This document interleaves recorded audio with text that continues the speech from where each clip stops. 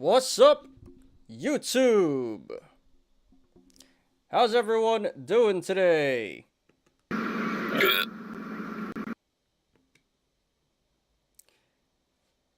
What up, Low Roller? What up, Zach? What up, Peasy? What up, Wen? Thanks for being here, guys. Appreciate everyone as always. Hope everyone had a great weekend, and happy Monday.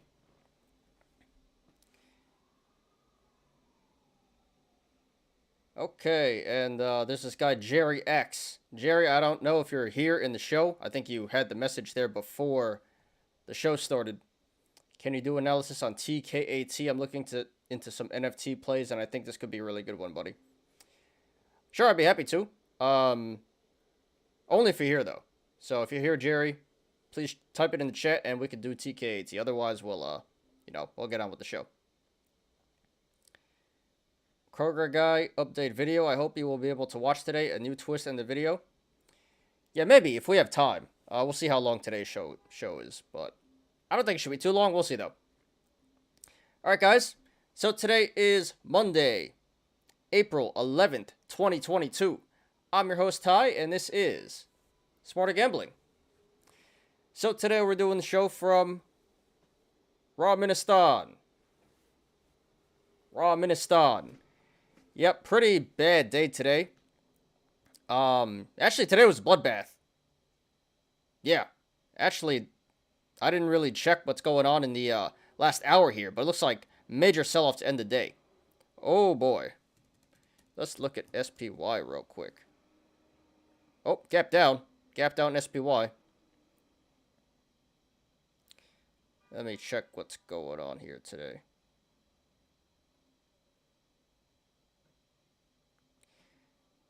Yeah, so it looks like, yeah, power hour, there was a major sell-off. All day it was bleeding, but power hour, major sell-off here. So not a great way to end the day. SPY is at 440 now.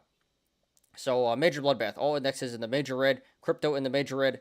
All around good.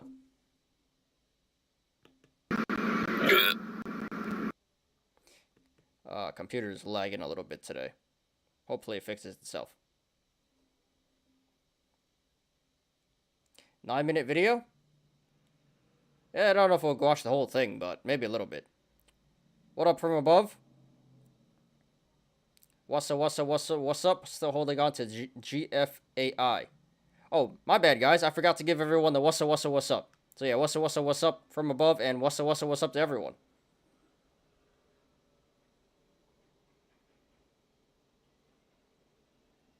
Hey. What's up? Yeah, internet is not cooperating with me today. So hopefully that gets better as we switch the scene here, because this camera does take up a lot of memory. Bitcoin tanking? Yeah, crypto's tanking. Not just Bitcoin. Crypto in general is tanking pretty hard. So I'm pretty happy that I sold my covered calls when I did at like 48K. I literally caught the high there on Bitcoin when I sold my covered calls. So yeah, I don't want it to go down to 40K, but you know, I'm locked in for like almost a year here. So ideally it would go up and stay under 75K. I don't want it to go down, but you know, I really don't mind. Sold covered calls, hedged my bet there. QQQ double gap down play, waiting for CPI tomorrow. All right, we'll check out QQQ in a sec. We can do 2x video speed. Sure, dude. Yeah, if we have time. I don't know if we'll have time today, because we do have quite a bit to get through, but we'll see, dude.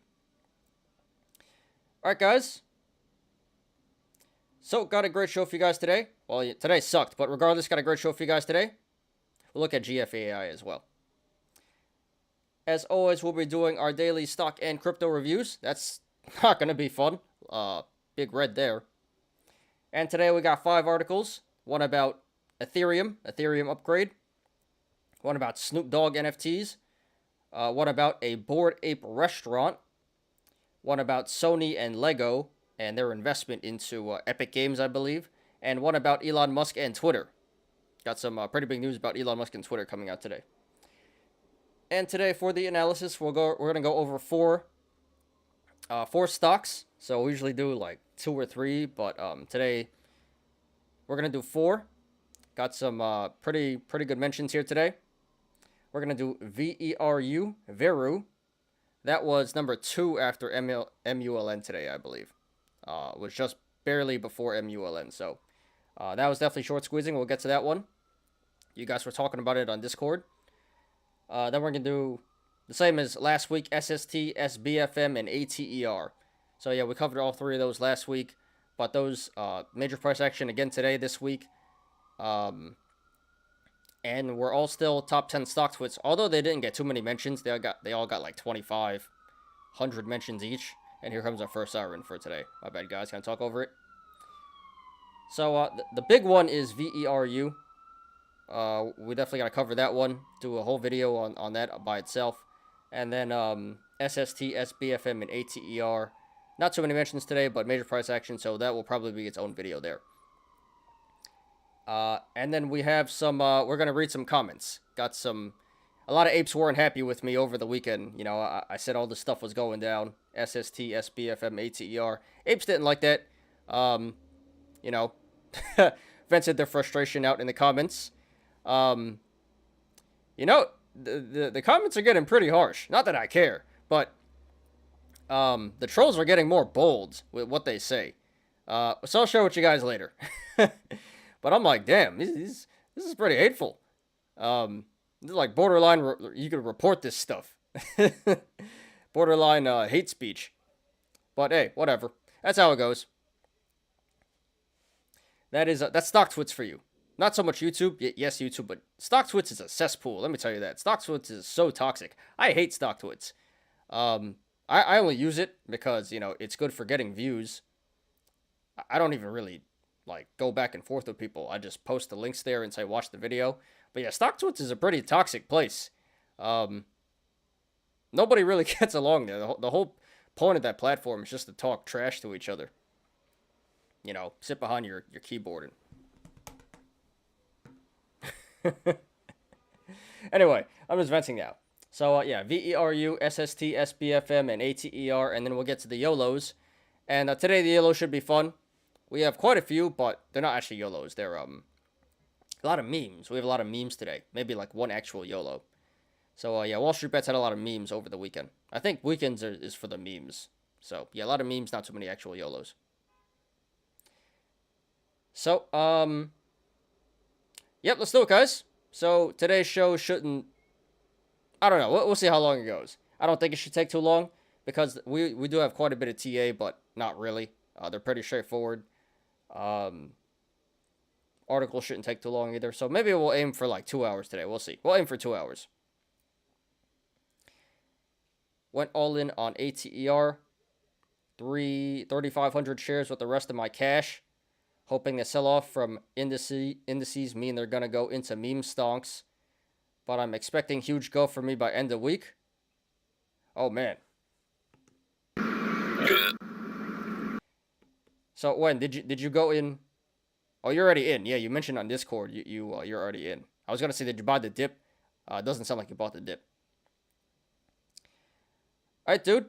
Honestly, we'll get to ATER. But honestly, it shouldn't really be that much worse. I did predict, I won't get to this, but I did predict it would go to 930 or 390, my bad, 390. And it almost hit that today. It didn't quite fail. It was off by like 2 or 3 cents. So I do think there's a bit more downside to go, but I don't think it really should go too much further. Hopefully not. But sorry to hear that, dude. And yeah, hopefully, you know, I'm hoping for a big bounce for you. So we'll cover ATER last today, 4th. But it looks like there shouldn't be too much more downside. That's, you know, the summary of it. So you're expecting huge go by the end of the week. It's not a great attitude to have, dude. But I feel you. It can be a bit scary. It is very stressful, like you said in Discord. Day trading is some very, very stressful stuff. Not for everyone. So maybe you should sell covered calls. You know, not financial advice, but look at the covered calls. Actually, let's get started. Let me switch the camera and look at some of these stocks you guys want me to look at. I got wrecked on skill games on Friday since I got greedy again. Lost all my money. I am down my last $3 coins to play skill games. Yesterday I walked 6 hours to look free bonuses. I turned 3 into 9.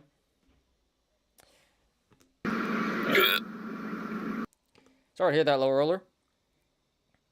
Yeah, maybe you should just chill out for a second, dude. Yeah, really unfortunate. So, I'm glad you did well yesterday. But yeah, dude, good luck to you.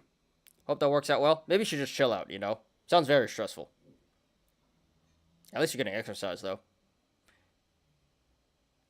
I hate internet gangsters. Shaking my effing head. Yeah, me too. I mean, it is what it is. I kind of expected, you know, I knew going into this, you know, going live every single day, putting my name and face out there, that I would get hate. But I didn't really know what to expect until I actually started getting hate. And, you know, just my personality, I really don't care. It's just words. But you read the comments, and I'm like, damn, these guys are getting more bold and bold. Like, as we get bigger, as the channel gets bigger, as we're getting bigger here, the trolls are getting more bold, for sure. Saying, like, even more hateful stuff. Like, borderline hate speech stuff. So, yeah. But if you guys want to see it, stick around. Actually got a racist comment. First ever racist comment. You know, I've been called idiot and all this stuff and dumb and whatever. Don't know what I'm talking about. Do your research, all that stuff. But I've never directly got, like, a racist comment before. So that's the first. I was pretty surprised. I was like, oh, okay. I see. But yeah, stick around for that, guys. I screenshotted a bunch of the negative comments over the weekend, and we're gonna... It's good content, you know? It's really good content to call them out, especially when they're wrong. So, yeah, we'll get there. But yeah, great show for you guys today. Let's do it. Yeah, I averaged down. So what's your average now? When? If you don't mind saying. I want more money. I'm getting tired looking free bonus all the time. I can't rely on free bonus all the time. Yeah, maybe you should go back to doing those surveys. You seem like you did pretty well with those. Less stressful and sounds like more money as well. Kroger guy got 700 subs. Yeah, he was ahead for a while, but we're past that now. I think we're at 790 now, so quite a bit ahead of him, the Kroger guy. But congrats to him. Did the person call you go back to your country? No, he just called me some like stupid China guy or something like that. Something like he didn't say go back to your country, but he said like dumbass Chinese or something like that. Effing Chinese, something like that. I already forget. All right, guys, let's do it. And before we begin, please hit the like button. Please subscribe and catch me every weekday after market close on the Smarter Gambling Show.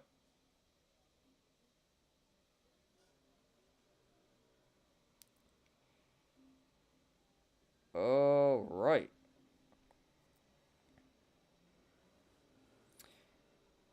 So, what are we looking at? And please smash the like button, guys. I think you guys already did. I saw a lot of likes coming in here. There was like 6 likes already. But yeah, please smash the like button, guys. Let's look at GFAI first. Oh, nice. 8% today. 8.33%. That's really good. That's really good. You know, especially today where everything went down. So, yep. Big day today, and it looks like it's coming back up to... Oh, yeah, I remember this one. So it eventually should come back up to 160, but then there's also this other gap down here at like 57. So pretty scary stuff. But, you know, hopefully that comes back up to 160 first. So great day today. Looks pretty bullish, actually. Hopefully. So congrats to you from above. And good luck, man. Keep us updated on that. QQQ. Double gap down QQQ. Yeah, I see that. 42 RSI. Yeah, it's been pretty nasty for QQQ. It doesn't look like it's done just yet. Looks like a falling knife at this point. And yeah, tech is going down a lot. NASDAQ went down a lot, so. Yep, looks like it's not done selling off just yet, but kind of bull flagging. Getting more confirmation on the bull flag, so. Could be a good buying opportunity coming up. Not financial advice. So it looks like there's still more downside to go, but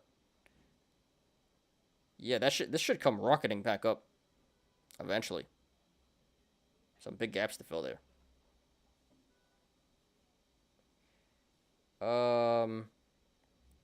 What else were we looking at? Oh, I was gonna look at the options for ATER. That's right. And still pulling back here, so that's not good. So yeah, when? You might want to sell covered calls. You know, not financial advice, but that's a good way to hedge your bet. So, you know, even if it does go down, it's not going to be that bad. You make some money on premium. If it goes up, then great, and then you can collect premium and sell. So, yeah, I don't know what your average was. Maybe you said on Discord, but got some pretty fat premiums here. April 14th, 322% IV. Everything else is in the 200s and the 100s. So, pretty fat IV here. Maybe a good idea to sell covered calls. Good way to hedge your bet here. You know, so in case things go wrong, you don't get totally wrecked. Was waiting for the stock to go up a bit before I sold calls. Average 433. All right, so yeah, the 450 strike looks pretty good here. So you got 3,500 shares, you said. So you can get 35 covered calls, and you could do the weeklies. So So let's just call it $30.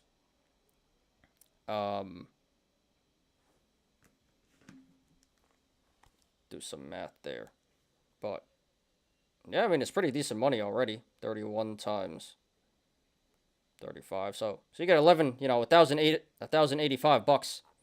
You know, almost 1,100 bucks per week.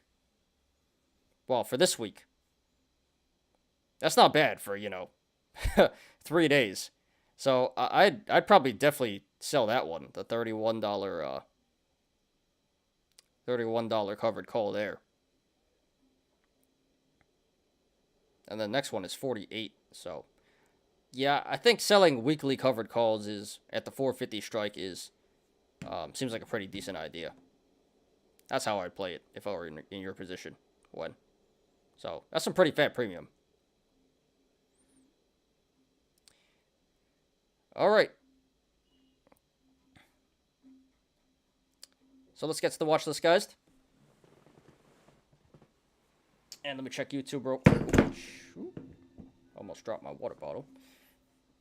Let me check YouTube real quick. 10 likes. Thank you, guys. It says 3 viewers. I don't think that's right. Definitely seems like there's more than 3 viewers here. But yeah, 3 viewers, 10 likes. Thank you, guys. Already a great show. You see I sell calls and then it runs up to 15 by Thursday. Yeah, I know, dude. I know. There's, nope, wrong one. He sold. Pump it. He sold cover calls. Pump it. I already know, dude. And you already know. But, hey, I think that's the smartest way to play it. So, even if that does happen, you still make out with, pretty good profit. So, can't complain. But I feel you, dude. It never fails. It never fails. Market makers are conspiring. Okay, let's do it, guys. So, the Dow Jones down 1.19%. NASDAQ down 2.35%. Nasty. And S&P 500 down 1.69%. So, all around, really, really nasty day. Bloodbath today.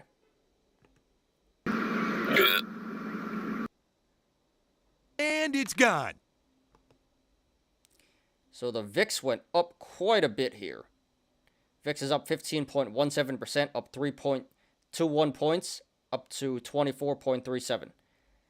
So, yeah, it seems like every time we get under 20 VIX, it's like very short-lived for like a day or two, literally. And then it's right back over 20 VIX.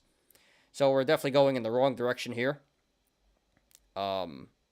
21 VIX where it was sitting at for a while. That wasn't that bad. But yeah, 24 VIX, this is getting a bit volatile, a bit fearful. So VIX is getting a bit out of hand here. Hopefully it reverses. But yeah, big day, big increase in the VIX. That's not good. That's pretty bearish. All right, onto the watch list. So we'll start on the green side here, and yes, we will. And yes, the VIX is number one gainer, 15.17%. So that's never a good thing when the VIX is number one gainer. So very bearish there. AT&T went up. Really? Wasn't this down before? Am I bugging?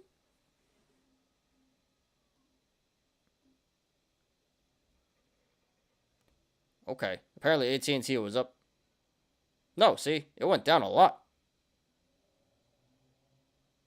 Yeah, I'm not bugging. It did go down a lot.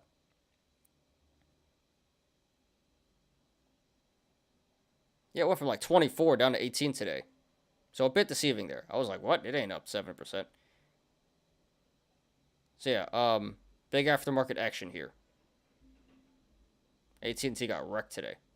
Recovered, but yeah, pretty bad day there. Yeah, XCLA 7%, MULN 6%. Honorable mention. I think that was number one today on StockTwits. Not a surprise. Pretty crazy. I really don't know why it's holding up so well. You know, they did not issue a response to the Hindenburg short report, and the apes still love it. Not really sure why this is still running, but I have a bad feeling this is not going to end well. But yeah, honorable mention, MULN. We're not going to talk about it today. But that's still going. Looks like airlines are up pretty big. Delta, Southwest, DraftKings, Canopy Growth, AMC, Peloton, GM, pretty good day, 2.5%. American Airlines, Roblox, BBIG. A lot of memes are up. Wish. Twitter is up. Got some news about Twitter coming up here very shortly.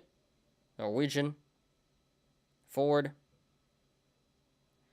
Yeah, so it looks like travel stocks, hotels, cruises, airlines are up. Car companies, and a lot of memes. Yeah, JetBlue, Carnival, more travel stocks, Robinhood, Fubo. Looks like communications are up. Verizon, AT&T, GME is up. Virgin Galactic. So yeah, not much up today. Just mostly growth / memes, travel stocks, which are kind of memes, and car companies and communications. That's what it seems like. Really not much in the green today.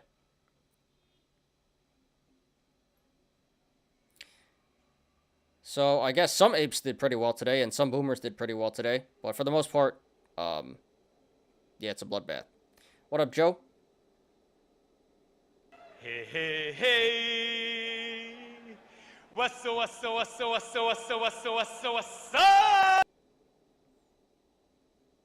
Thanks for being here, dude. Appreciate you, as always. Okay. On to the red side.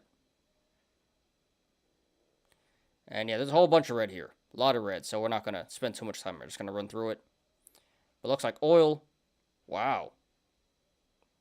Yeah, it looks like oil is going down. Small cap oil.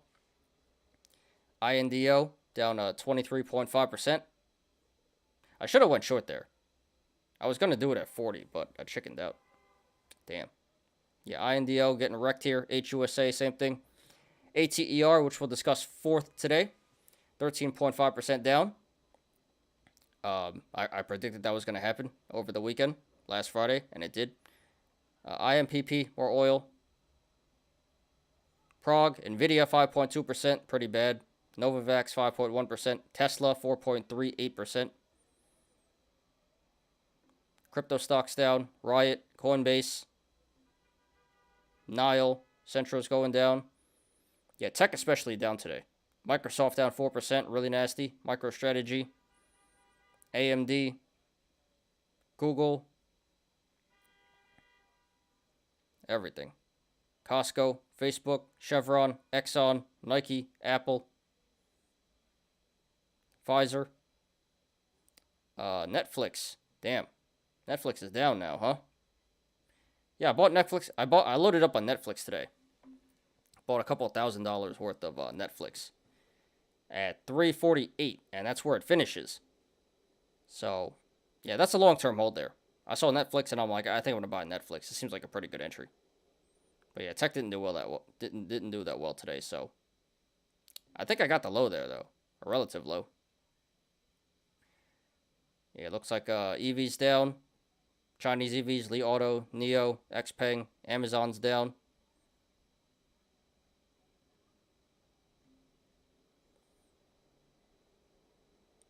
Oxygen, Alibaba, SoFi, everything. Target, DoorDash, Clover, Workhorse, MMAT, PayPal, J&J, everything. Starbucks, Disney, meme index down 0.75%. That's not too bad, actually. Moderna.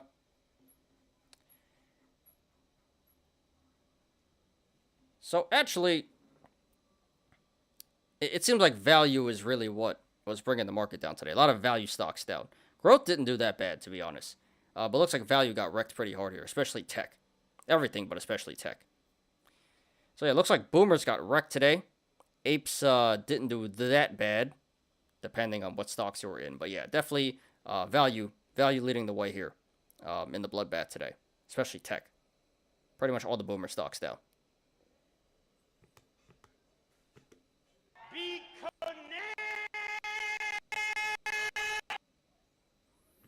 I think SPY bounces midweek. Yeah, good chance it does. Hopefully it does. I think there was a gap on SPY. Let's check that out.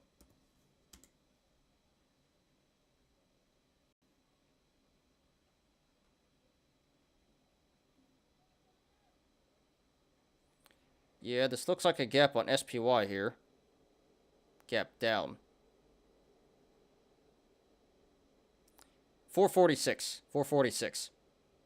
Yeah, that is a pretty big gap. So this should come back with the 446. Hopefully by this week. But yeah, big gap down today. Alright, so there's stock market, guys. Pretty big bloodbath today. Not a great way to start the week. This is pretty disgusting. Okay. Let's get on to crypto, which really ain't much better. But let's get on to crypto. Give me 1 second here. Let me pull it up.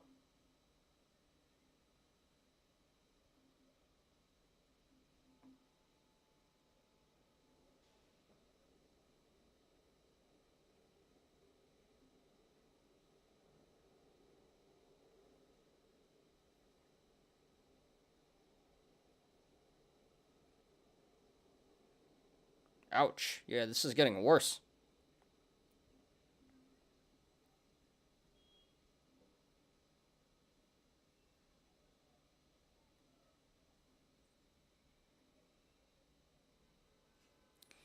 Alright, so yeah, this is pretty nasty. So crypto is down 8.32% today.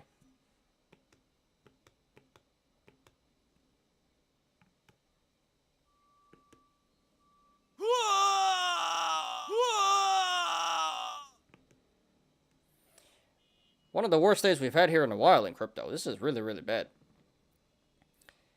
Okay, let's check it out. So, trending. Animal concerts, Stargate Finance, mini football. Those are down over 20% each. Those have been trending the past couple of days, actually. So, still trending, pulling back there. Biggest gainers, MetaPay, 450%. SafeMoon. Haven't heard that one in a while. 189%. And then Chicken Coin. Chicken Coin? Looks like Twitter. Kind of looks like the Twitter logo. But yeah, MetaPay, SafeMoon, Chicken Coin.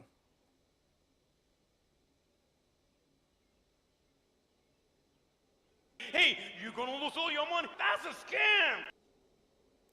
You already know. And then, what do we have here? Speedstar. Speedstar Speed. Speedstar Star. You gotta be kidding me. Alright, well, whatever. So, let's take a look here. And I really don't want to. This is pretty nasty. So, Bitcoin down over 8%. That's below 40K now in the 39,000s. Ether down 9%. That's below 3K. Binance down 7%. That's below 400 now. Tech Lead coin. Is that million token? That one? How's it doing now? Let me refresh this, actually. Dogecoin's not loading.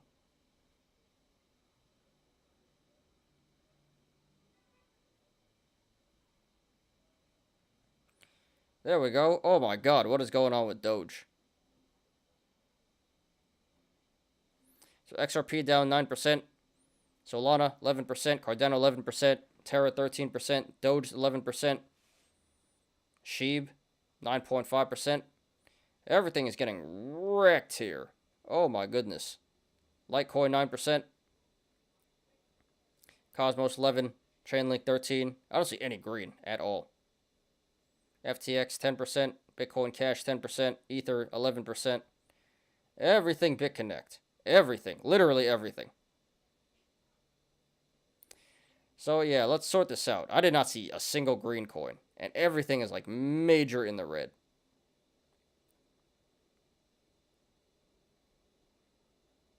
Alright, so we literally got one coin in the green today. One coin out of 100. That is STEPN, which has been trending all of last week. Surprised it's not trending today, but that's up 10%. Up 22.55% for the week. So yeah, literally one coin out of 100 in the green today. And onto the red side. So yeah, 99% of the coins in the red. And a lot of price action. Everything is like double digits.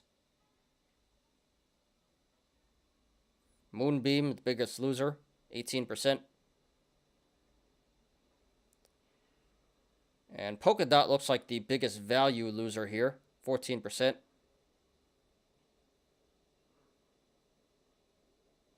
But yeah, good combination of growth and value in the red here. And then there's Avalanche, 12%. Terra, 13%. Solana, and then Doge. So yeah, major price action to the downside here. A lot of coins in the double digits in the red. Like most of them, actually. So this is a terrible day for crypto. This is awful. Ouch. Yep, I'll give that the funeral.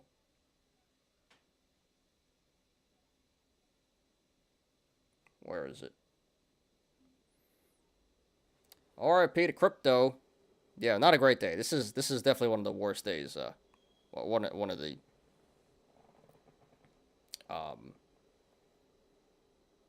one of the worst days of the year for crypto, if not the worst. I think this is the worst, to be honest. I don't know, but really, really bad day for crypto. All right, so there you have it, guys. Nasty day in the stock market. Even worse day in crypto. All around bloodbath today. All around good. Not a great way to start the week at all. Okay. So, what's the next order of business here? Articles, right.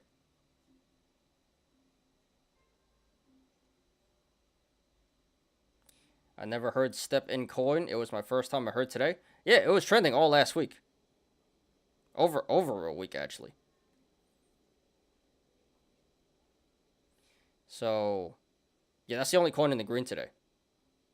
Seems like a lot of apes like that coin.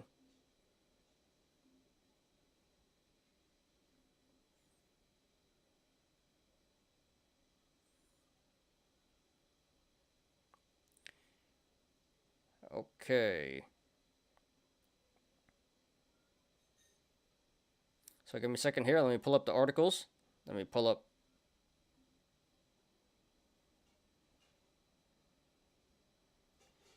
Low roller stuff and then my stuff. Low roller. It looks like you have an article here that I already had about the board. Oh no, that's different. Never mind. Alright, so yeah, Low Roller has 2 articles for us, and I have 5 articles, so 7 articles altogether. Give me a second, let me pull that all up.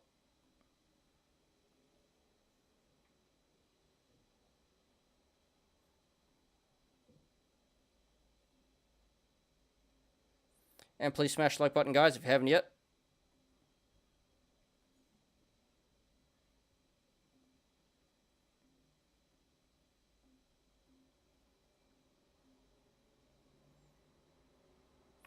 Let me check YouTube real quick while this loads up. 7 viewers, 12 likes. Thank you, guys. Don't know who's here, but appreciate everyone. Please smash like button if you haven't. I appreciate you. You look tech lead coin. Yeah, we'll do that first. Just waiting for these articles to finish loading.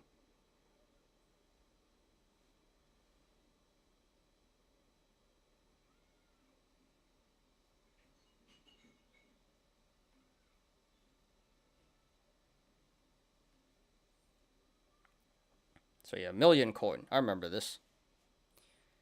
So it's actually up today. Let's look at the yearly chart. Because this coin's been out for a while now.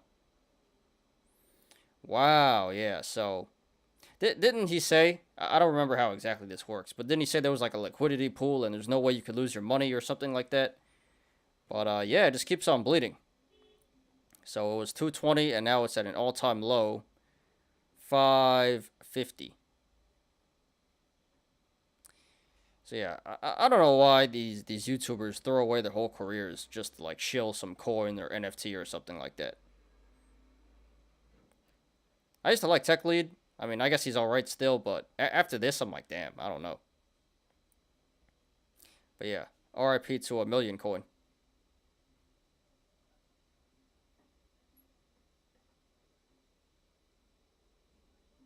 It's gone. What is with this lag today? And it's gone.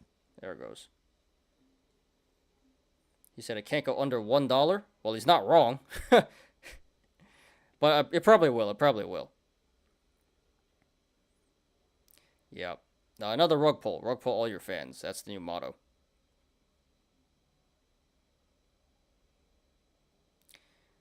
Alright, so, got a few articles here today. Looks like we got 2 from Low Roller, and I got 5 myself. One about Ether and their technology upgrade. One about Snoop Dogg, NFTs. One about the Bored Ape Yacht Club restaurant. One about Sony and Lego and Epic Games, Fortnite. And one about Elon Musk and Twitter.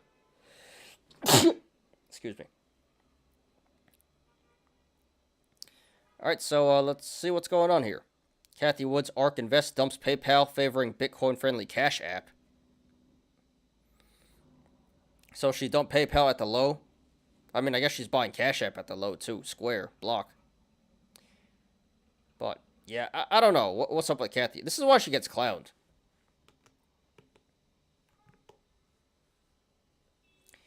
You know, she just loves to buy high, sell low. She used to be a genius with Tesla and Bitcoin and whatnot, and lately, the past 2 years, she's been on a losing streak and gets no respect from anyone. Wall Street clowns her, the apes clown her. So, I feel kind of bad for her at this point, but I really don't understand the logic in some of these trades she's making. Yeah, she dumped Palantir, she dumped another one, I think it was Teladoc or something. Now she's dumping PayPal.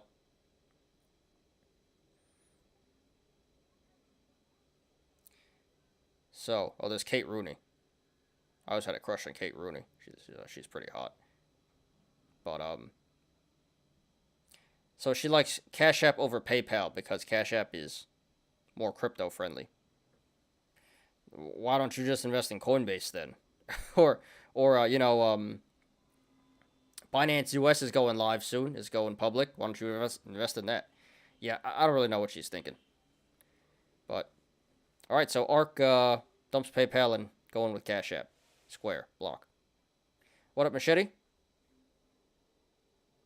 Hey, hey, hey. What's up? Thanks for being here, dude. Appreciate you, as always.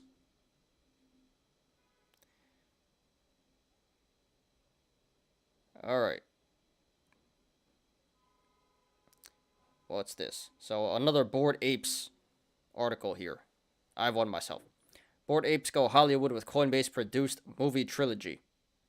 The trio of films will tie into the launch of Coinbase's long-awaited NFT marketplace. Oh yeah, that was a thing. So there's going to be... This doesn't sound very good, to be honest. I don't know how good these movies are going to be. But okay.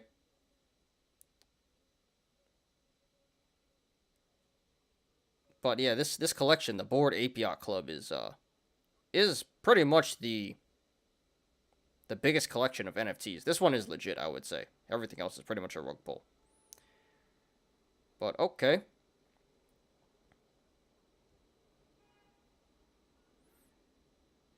The Degen Trilogy. That's what it's called. The Degen Trilogy. Sounds about right.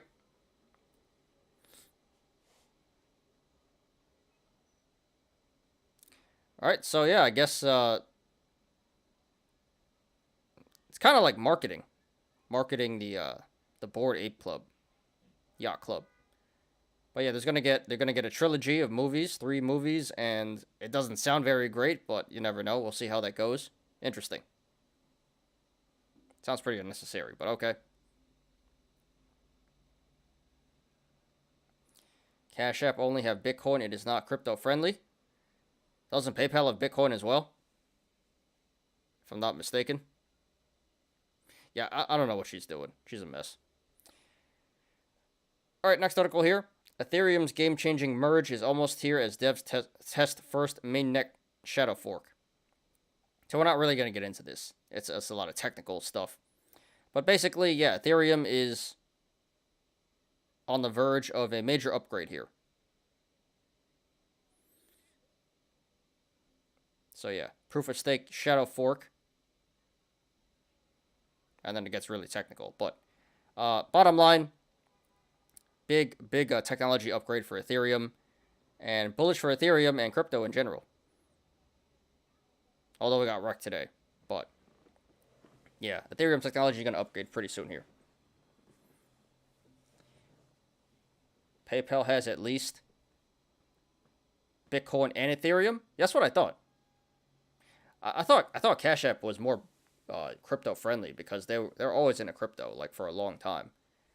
But yeah, what is she doing? What is she doing actually? She like PayPal. She's dumping PayPal at a low rate. It's literally at a low. It went down a lot, and then she buys Cash App. She buys Square, which is also pretty down from where it was. But yeah, you might as well just stick with PayPal. I don't know what she's doing. I see why she gets clowned. She's probably just stroking Dorsey.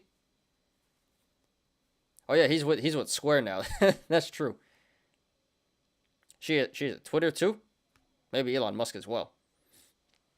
I don't know. She still looks pretty good for what is she, like 60 years old or something? And we saw that picture of her when she was younger. Looks like in her 20s or 30s. She used to be pretty bad. But yeah, even at 60, she looks pretty decent. So, yeah, I would not be surprised if, you know, her and Jack Dorsey and whatnot. There used to be a lot of jokes about, you know, feet pictures and Kathy Wood. All these apes on Wall Street bets wanted Kathy Wood feet pictures. That was before she was, you know, a clown. That's when everyone loved her. She was a genius. But yeah, she gets no respect now. She just gets clowned on. I feel kind of bad, to be honest, but not really, because how is she not out of money already? Yeah, how do people still trust her with her money? She's just making some pretty questionable plays the last 2 years. And here's siren number 2 of the day. Gonna talk over it, guys. Alright, next article. Snoop Dogg collaborates with Clay Nation to launch NFT collection art on Cardano. So yeah, now Snoop Dogg has its own NFT collection on Cardano. So it looks like there's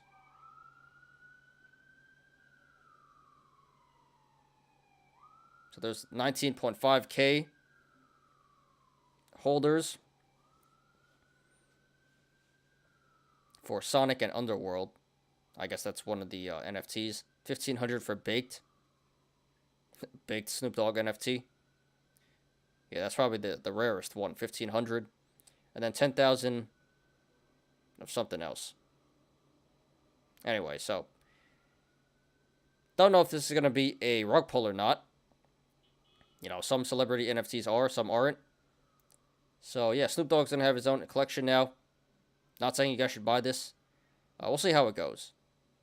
But hopefully, you know, it's actually legit and not a rug pull. Snoop Dogg's a cool guy. So I hope it goes well for him and his collection there. All right, next article, and staying on the Bored Ape Yacht Club subject. So, Bored Ape Yacht Club themed burger joint debuts in California.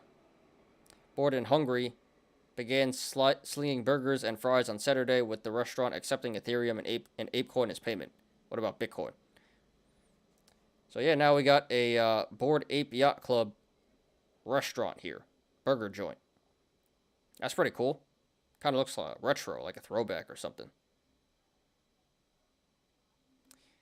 So I think we saw a while ago, there was a restaurant for Dogecoin in Dubai or something like that. So now we have a Bored Ape Yacht Club restaurant.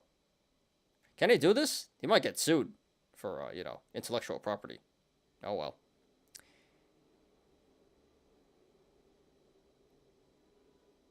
So yeah, we're not going to get into all of this, but yep, there is a restaurant now for the Bored Ape Yacht Club. And you can pay in ApeCoin and Ether. And it looks like they're getting some pretty good business. At first, at least.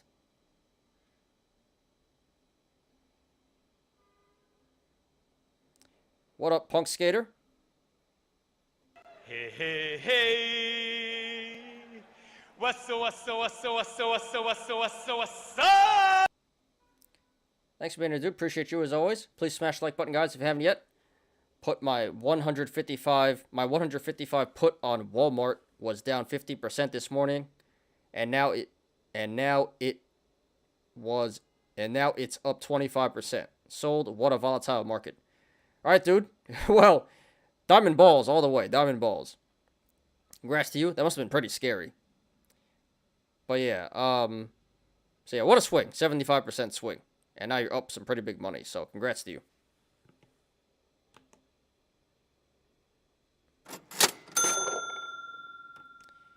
Yeah, today was a great day to be a bear. So, when does that expire? Are you going to sell soon, or are you going to diamond hands? Let me know. But yeah, I'm glad I'm glad you're in the green there, dude. Crazy, crazy market. Yeah, like you said. I went to McDonald's yesterday. The employee told their customers to use kiosk machine should the employees worry about getting replaced by the machine. Yeah, absolutely. Well, I don't know about there. In Virginia, I think you live, right? I don't know what the minimum wage is there. But, yeah, here in New York, you get, I think minimum wage is like $22 now or something like that for fast food. So why the hell would you pay someone $22 when you can just use the machine? And I'm surprised they told you to use the machine. That's pretty funny. So I don't know about there if they should be worried. But here in New York, for sure, fast food workers should be worried about losing their jobs. It's a catch-22. You want higher pay, you want higher minimum wage, but then it's more profitable just to invest in machines. And then you get mad, you get fired. So, you can't win. Pretty soon, the only bare minimum of employees. Yeah, probably. Just making your... Even, there's robots making your food now. The employees don't even make your food. I saw a robot making burgers and stuff. Thursday sold. So, you already sold. You cashed out. All right. Congrats, dude. Glad you hit the sell button. Watch, though. You already know what's going to happen. Where is it?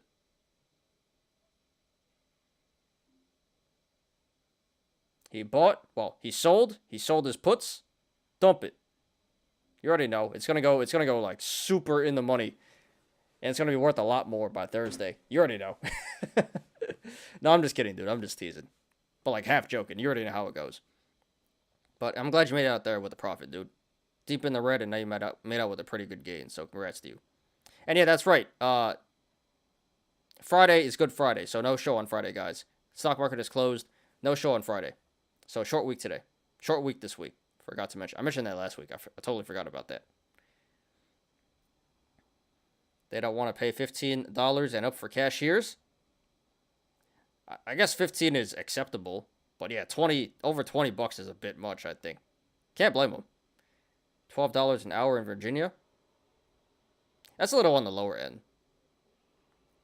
While McDonald's pay $22 an hour in your state, in the city, not the whole state, but in the city, yeah. Maybe you should work at McDonald's. Even Wendy's in your area pay $22 an hour. Yeah, all fast food. Yeah, I think I'm good on that. But And actually, Amazon just got unionized in Staten Island, so I think they got paid pretty well at Amazon. I mean, Amazon always paid pretty well, but now they got unionized, so I'd rather go work there. But yeah, New York City, everyone makes some stupid money. Cost of living is crazy here. Miso Robotics, the future, they got contracts with some fast food chains. Only one I know for sure is White Castle. I love me some White Castle too. Harold and Kumar, White Castle, one of my favorite movies. But yeah, I love me some White Castle. But yeah, that's the rate it's going. Everything's gonna be machine soon. You know, low skilled jobs are gonna be a thing of the past. It's gonna be high skilled only, getting degrees and stuff like that. Bro, minimum wages in Florida is 10. That's pretty bad. I think in like Kentucky it's 7 or 8 or something like that. Yeah, that's pretty bad. How do you live on $10 an hour? I guess cost of living isn't that bad either, but yeah. Go out to the those states minimum wage. It's like 22 here.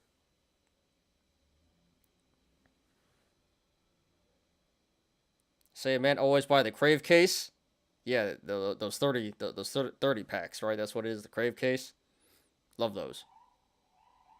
Yet the cost of living is through the roof in Florida. Yeah, that's because all the New Yorkers are moving to Florida.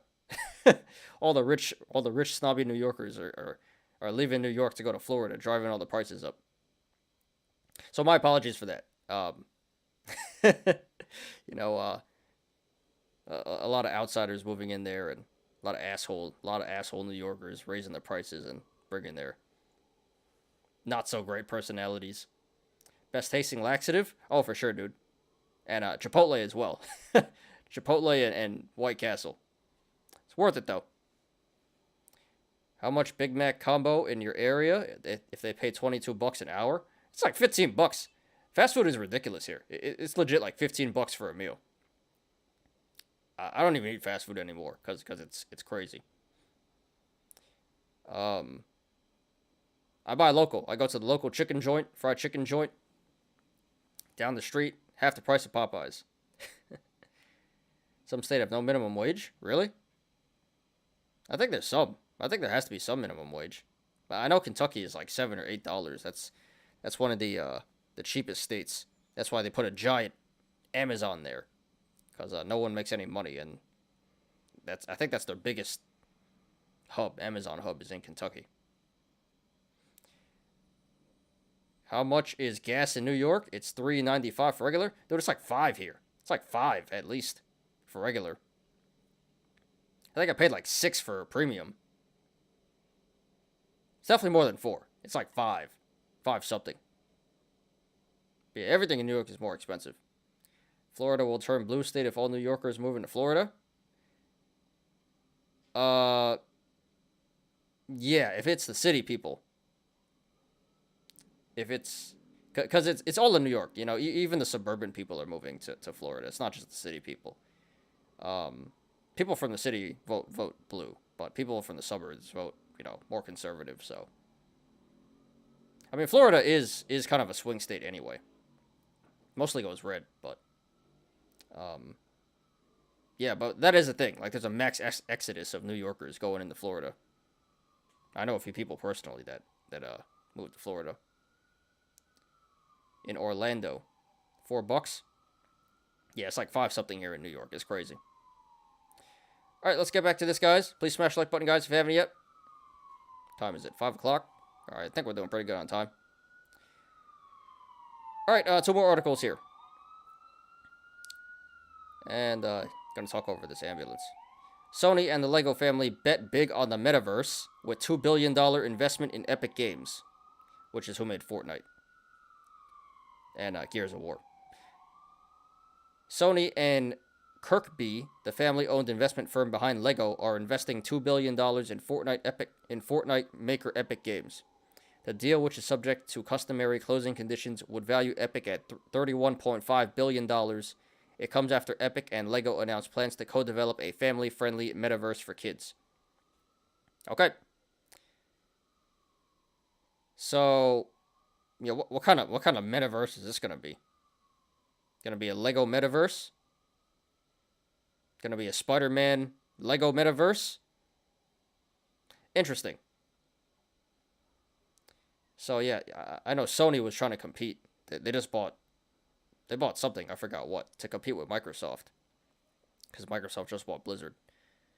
That's a pretty big investment, $2 billion, and a family-friendly metaverse for kids. So yeah, I'm guessing like Spider-Man Lego metaverse or something like that. That's pretty cool. Yeah, this was pretty big news. Big investment here, $2 billion, and maybe it could be. I think you can already be Spider-Man in Fortnite, can't you? Maybe it could be Lego in Fortnite as well. And maybe you can actually play like VR Fortnite now. So we'll see how this goes. But yeah, big investment here. That was some pretty big news.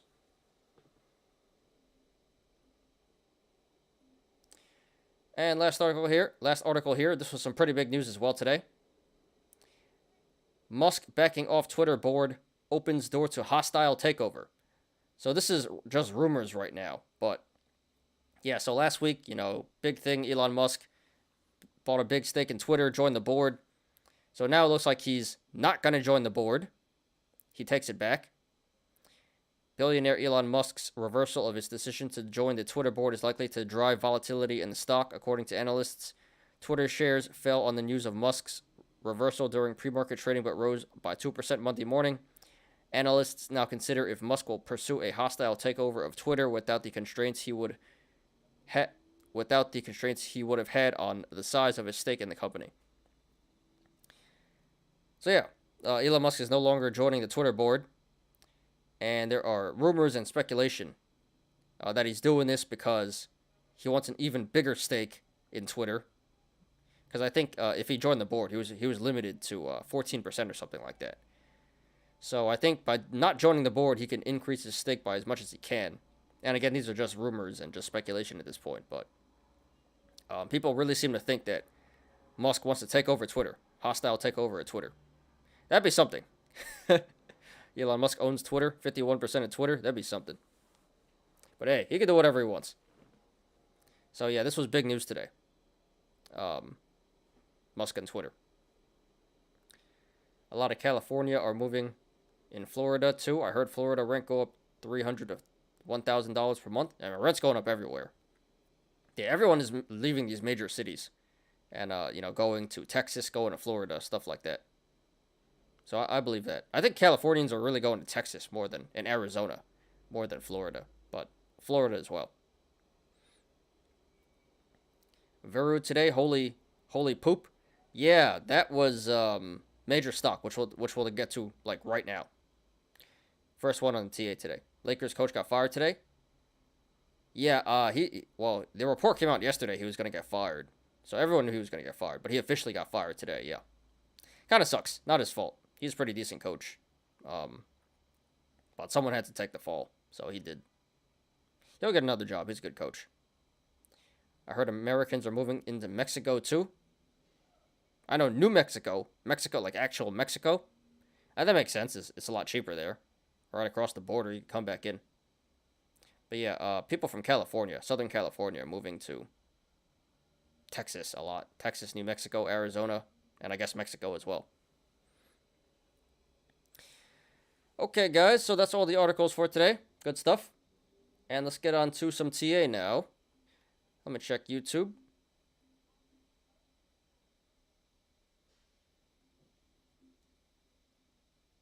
Six viewers, 13 likes. All right, guys, please smash like button if you haven't yet.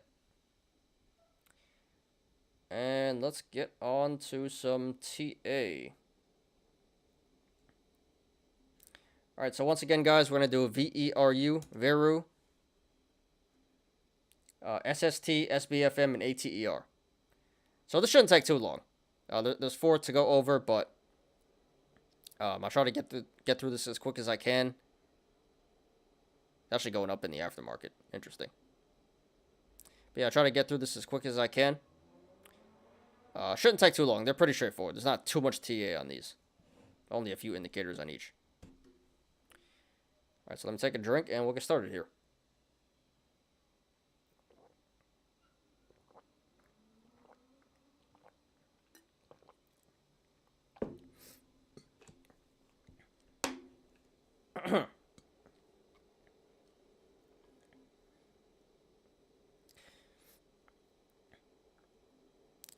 So here is VERU. This finishes at $12.28 today. That is up 182.3%.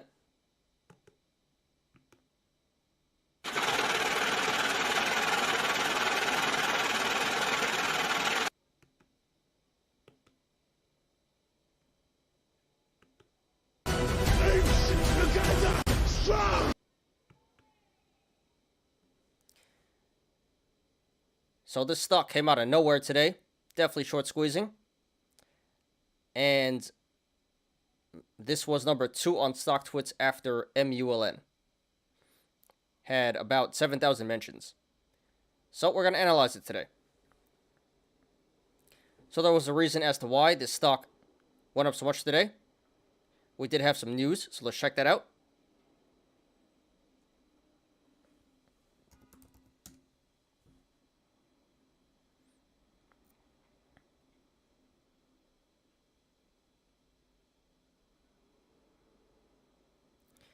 Okay, so it says their C19 drug candidate Sebizabulin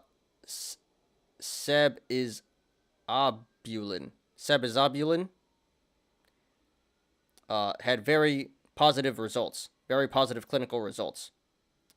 It reduces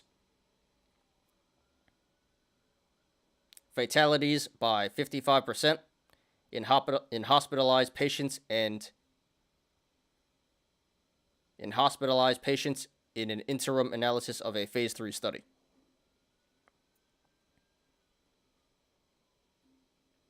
So yeah, really bullish news. Very positive results on their phase 3 study, clinical trials of their C19 drug. So apes loved it, jumped in here, and started squeezing the stock up. This is a low float stock, so not hard to squeeze the stock.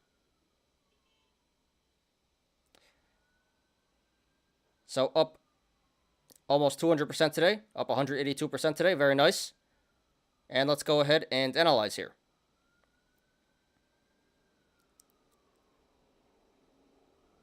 Market opened and VERU just ripped. VERU, hold my beer, watch this. Are you in, Punk Skater? You have a position? Kind of sounds like you do. And here comes ambulance. So, gonna mute, guys. My apologies. Gonna mute real quick, and we'll get back to this.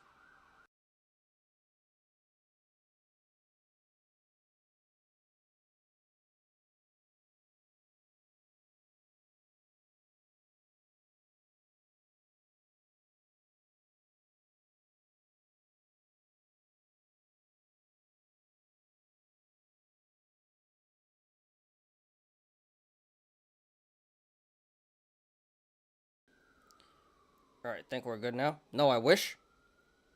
Well, too late for that now. Resist FOMO. Don't go for it now.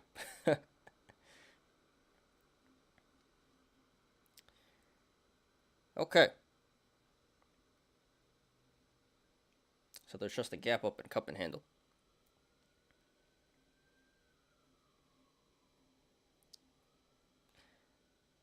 So first of all, this appears to be a cup and handle in the making. Bottom of the cup.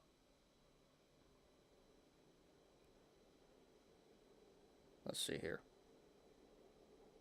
Bottom of the cup being 435, the yearly low, which it was at yesterday. And there can be multiple possible tops. It can be 1455, which it hit today. And if the top is 1455, then that would currently be a bearish indicator, because that would mean that the cup already topped out and is due for a pullback to form the handle. But it can also be above 1455.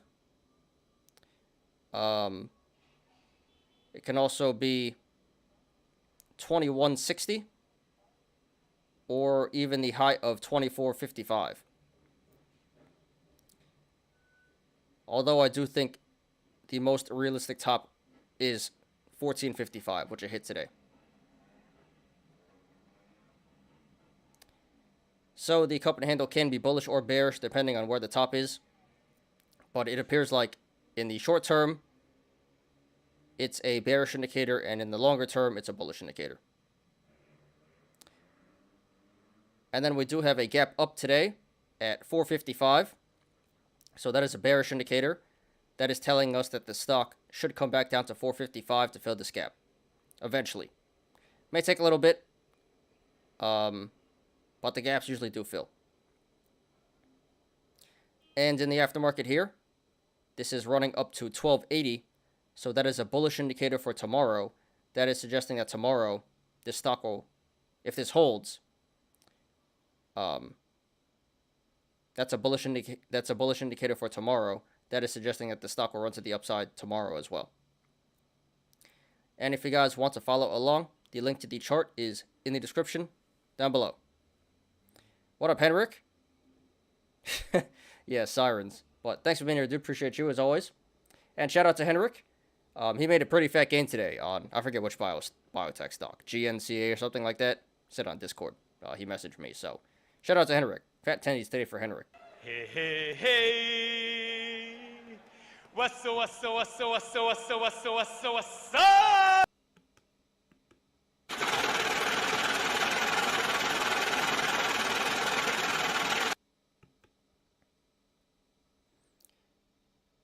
And please smash the like button, guys, if you haven't yet. Anybody shorting needs to get up before it retests the VWAP to avoid getting wrecked. It'll push back to the VWAP and then full resume, and then resume full send. Yeah, we'll see. I don't have the VWAP here, so not sure what that is. Where is the VWAP at? I just got the MACD down here. But yeah, looks pretty bullish short term.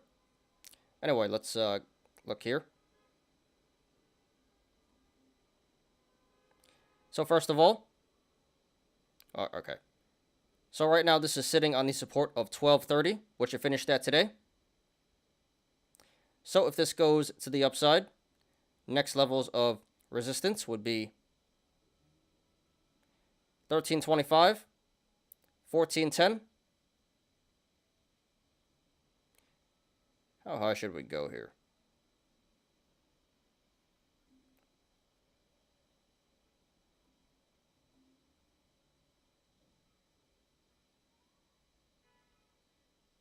All right. 1410, 1455, 1575, 1710, 2080, and then the high of 2455. 2455 is the 3-year high, so no resistance after that. And how low should we go? I guess we'll go to the bottom. And if this goes to the downside, next levels of support would be 1130, 1045, 995, 970, 945, 920, $9, 885, 870, 845, 825, 810. Actually, don't really want to go that low. And then 795.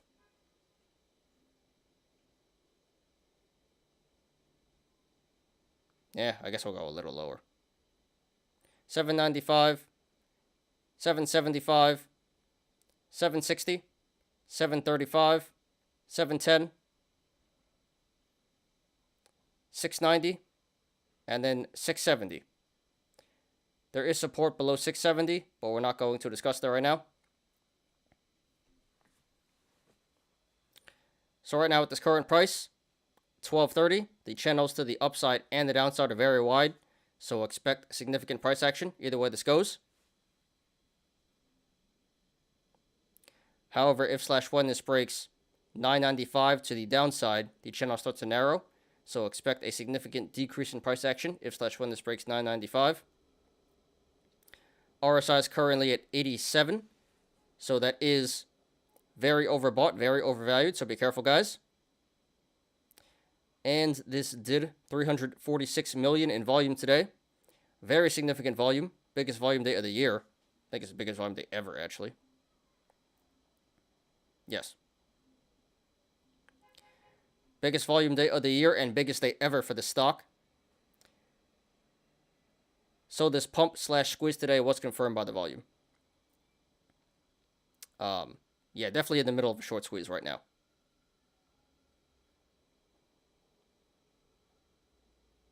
It'll bounce off 1010 worst case. I think it's going to keep running to the upside tomorrow. Well, it looks like it has a long way to go to the downside. After it rips. Yeah, I think it's going to keep ripping in the short term, but this is not going to end well. we all know how this is going to go. Okay, guys, just my opinion, not financial advice. So yeah, this is definitely in the middle of a short squeeze right now. Seems like the bullish news of their positive clinical trial results really jump-started the squeeze. Major price action today. And it looks like it's not done squeezing just yet. So in the long term, this stock looks like a good buy and hold. Pretty strong bullish indicator in the cup and handle. And in the short term, this appears like there's still more upside potential to go, according to the aftermarket action. That would suggest that tomorrow the stock will keep running. It's actually up to 13.10 now, 13.15. So as of right now, at the time of recording, it appears like the stock will keep running to the upside tomorrow, probably for, and possibly a few days after that. But eventually, this stock will have to come crashing down just as fast as it went up.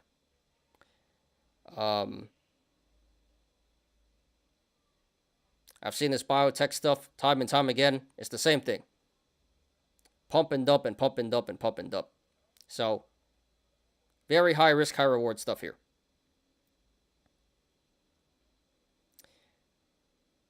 So therefore, if you want to go long, not financial advice. Personally, I wouldn't do that. You already missed a major run today. And I wouldn't even bother. Too dangerous for my liking. Too risky for my liking. That being said, again, there is still more upside potential. Not sure how high it's going to go, but it appears like this is going to keep running tomorrow. And again, there are very wide channels to the upside. So if this keeps running to the upside, this is going to rip. All right, peace out, Machete. Thanks for being here, dude. Catch you later.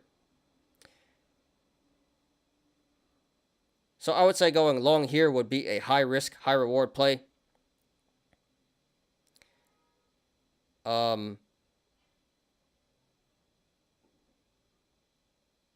Again, I wouldn't go for it personally. Too risky for my liking. But there is some pretty good money to be made here on the upside. So if you want to go long, please do that at your own risk. And eventually hit the sell button.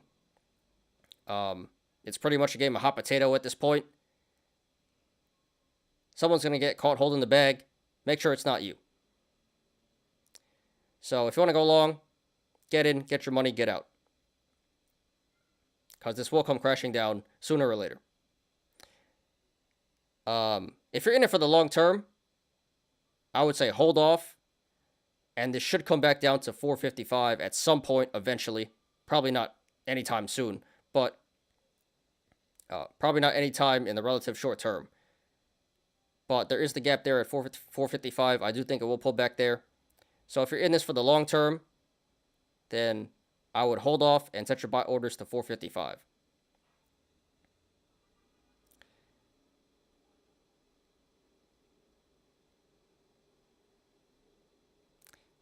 Now, if you want to go short, not financial advice. it seems like a really good play coming up. Maybe not just yet, because again, there is still more upside potential. It appears like this is still going to squeeze in the next few days. But we are getting some pretty strong bearish indicators here in the gap up, high RSI, and major volume. So even at this current price, 12.30, that's really not a bad entry at all. That's already a really good entry. Let's do some math here.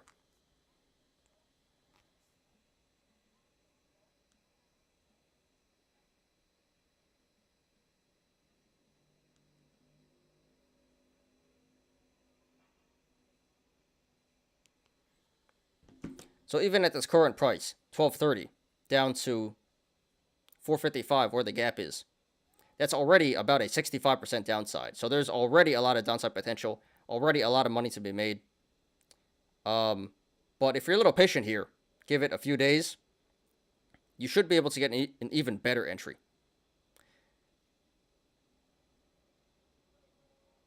So it looks like a pretty excellent shorting opportunity coming up here. So I would support going short at 12.30 and higher. Although I think you should wait a couple of days and try to catch this at the top. But yeah, 12.30 is already a pretty good entry. So as long as you're able to withstand some upside pressure here, going short appears to be a really good play coming up. Not yet, but coming up. And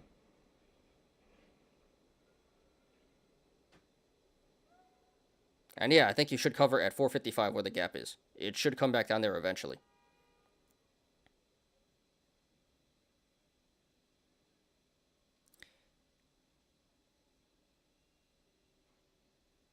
So pretty straightforward, guys. Massive squeeze today on great news. Definitely short squeezing and still in the middle of a short squeeze. So this should keep running for a little bit longer. But eventually this will have to come crashing down, as with every short squeeze. So there's opportunities to be made here on both sides, long and short. If you want to go long, pretty risky right now, but still money to be made, so please do that at your own risk. If you're in it for the long term, I would hold off to 4.55 where the gap is. And if you want to go short, 12.30 is already a pretty good entry. A lot of money to be made here already. But if you hold off for a little bit, you should be able to get an even better entry. And I would say cover at 4.55 where the gap is for a huge downside gain here. So bulls make money, bears make money, pigs get slaughtered. Everyone can win here. So congratulations to everyone who made money in the stock today. Consider taking profits if you're up. Not financial advice, never a bad idea. And good luck to everyone currently in the stock and to everyone looking to take a position. This is VERU, VERU. Okay, next one. SST. Yeah.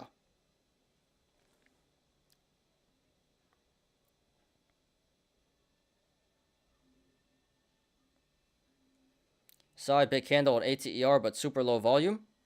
Really? Yeah, it's going up here. In the aftermarket. I mean, that's a bullish indicator for tomorrow, dude. That's a bullish indicator for tomorrow. So we'll see if this holds up or not. Oops, SST. Okay, so here is SST System1. This finishes at $25.93 today. That is up 11.38%.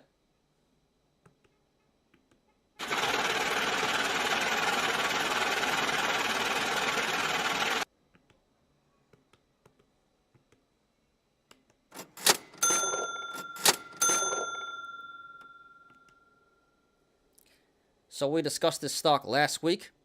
This was definitely short squeezing. This stock had good earnings, and that's what really kickstarted the short squeeze. And ever since then, it's been squeezing for a couple days here. So I did predict on Friday that today, Monday, the stock would likely go up due to the aftermarket action. That was a bullish indicator. And it's up over 11% today. So still squeezing, although the momentum is cooling off. So I believe the squeeze is coming to an end. But yeah, let's go ahead and analyze here. And really, there's not too much to go off of. Is that a... Did that gap fill? The gap did fill, I think. So we do have this gap up at 1725. That's a bearish indicator. That is telling us that the stock should come back down to 1725 eventually to fill this gap. And actually, there was another gap up at 2140, which got filled today.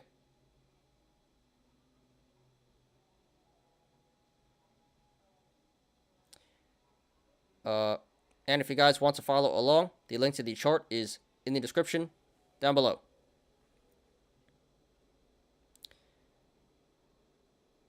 So right now, this is trading between the sideways channel, the rectangle of... Oh, my bad. And in the aftermarket here, this is pulling back down to $24. So that is a bearish indicator for tomorrow. That is suggesting that tomorrow the stock will sell off. So right now, this is trading between the sideways channel, the rectangle of 2680 and 2290. So if this goes to the upside, next levels of resistance would be 2680, 2845, 2940, 3425, and then the high of 3710. And if this goes to the downside, next levels of support would be 2290, 22, 2140, 2035, 1895, 1820, 1765, 1725. We'll go to 15. 1665, 1605,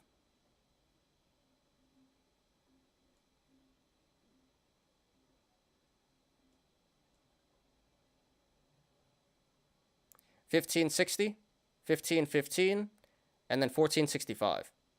There is support below 1465, but we're not going to discuss that right now. So right now at this current price, $25.95, the channels to the upside and the downside are very wide, so expect significant price action either way this goes. However, if/when this breaks 1820 to the downside, the channel starts to narrow, so expect a significant decrease in price action if/when this breaks 1820.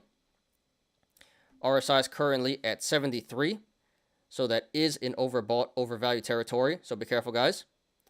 And this did 11 million in volume today.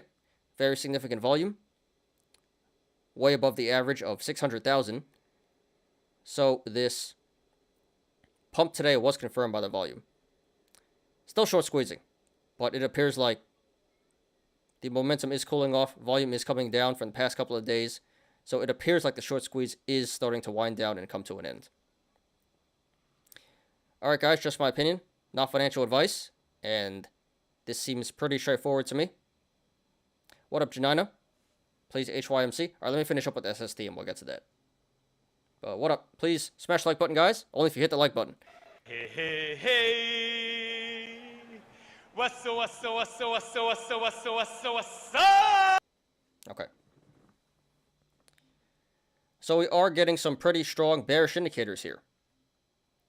In the gap up, aftermarket action, high RSI, volume coming down. So a lot of bearish indicators, no bullish indicators, and no neutral indicators. I guess it is kind of bull flagging.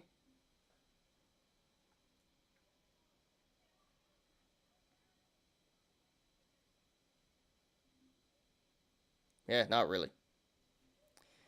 So in the short term, this appears to be really bearish. So therefore, if you want to go long, not financial advice, I would not do that. I would not recommend that. Seems way too late to go long here at 26. Already missed your chance. Should have went long. Around 15. It's just way too late to go long here. I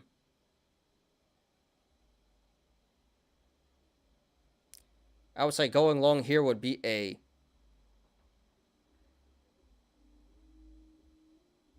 high risk, medium reward play.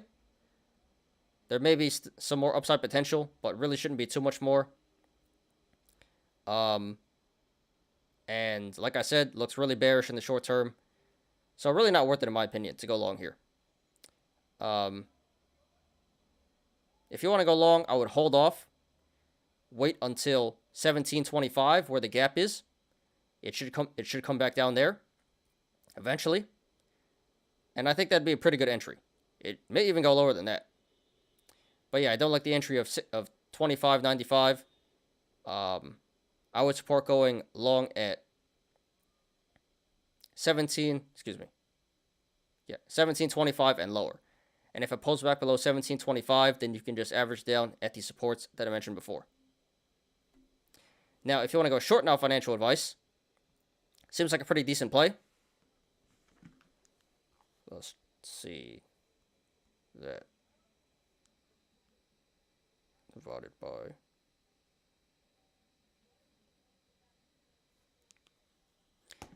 so here at this current price, $26 down to 17.25 where the gap is. That is about a 35% downside. So a good amount of downside. So a good amount of downside potential here. A good amount of money to be made. So I would say going short here would be a medium risk, high reward play. I say medium risk because there is still more upside potential, but really shouldn't go too much higher. It appears like the squeeze is coming to an end, winding down. So going short here is definitely worth a shot. Again, a lot of bearish indicators.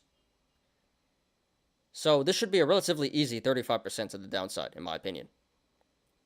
So I would support going short at $26 and higher. And I would say cover at 17.25 where the gap is. And that should be a relatively easy 35% gain on the downside. So yeah, pretty straightforward, guys.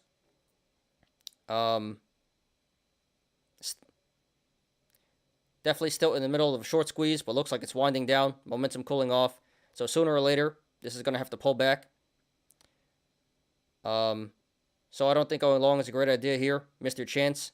If you want to go long, I would hold off to 17.25 where the gap is. And if you want to go short, seems like a pretty good play to me.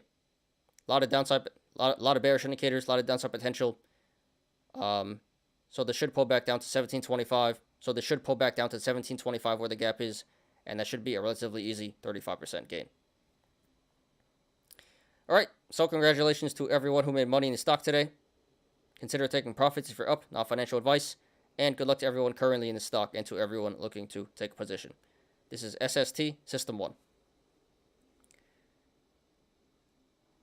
All right, let's do HYMC real quick. Let me check YouTube. Please smash the like button, guys, if you haven't yet.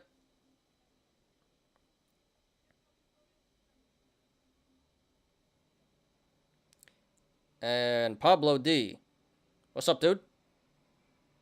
Hey, hey, hey. What's up? Thanks for being here. And yeah, so Janina also wanted to see HYMC, and you're interested in HYMC as well. So sure, we'll look at that right now. And but just please smash the like button. That's all I ask from you guys. Let me check YouTube real quick. We got 7 viewers, 14 likes. All right, so thank you guys who are still here. Please smash the like button. All right, so yeah, we looked at this last week, and really not much has changed. But it kind of looks bullish at the moment, to be honest. There's the bull flag here, you see? I drew the bull flag. Flag, pole, flag. So it looks like it's breaking out of the bull flag right now. And this may cup and handle. I think this has the potential to go back up to $3, the low $3. But at the same time, be very careful, guys, because there's a double gap up here. One at 40 cents. I don't really think it's coming back down to 40 cents, but it's possible. There's a gap there, so be careful. And there's another gap at like 150-ish, 145. And I think that one has a real chance of filling. RSI is pretty high as well, 64, so that's a little on the higher side. Not quite overbought and overvalued, but on the higher side. So, I think this may come back up to $3, maybe a little bit higher, like 310-ish. But it's looking pretty scary at the moment. Kind of hard to tell where this is going to go in the short term. I think there's still more upside to go. But I think eventually this is going to pull back. And this is just my opinion. You know, I'm not saying this is what's going to happen. You know, do whatever you want on your own, guys. Not financial advice, but yeah, it's pretty hard to tell where this is going to go in the short term. But I would say in the next few trading sessions, it should keep pumping. I think it may come back up to 3. Good chance it does. But this is starting to look bearish. We are starting to get bearish indicators. Double gap up, high RSI. So be careful, guys. This I wouldn't really long-term hold this. And this is just me. I would not long-term hold this. I look to cash out at around $3. If it hits $3, I'd probably sell around $3. And then I'd like rebuy around 140 if it comes back down there. Yeah, very mixed signals here. We got bullish and bearish indicators, so kind of hard to tell where it's gonna go in the short term. So I think it's gonna keep running, but eventually they should pull back, and that's just my opinion. But yeah, like I said, really hard to tell. A lot of mixed signals here. Thoughts on the CPI inflation report tomorrow? Yeah, I don't know. I'm gonna assume bearish. Because, you know, inflation is running through the roof. They're aggressively tapering. The Fed's aggressively tapering. You know, raising the interest rates because they overshot.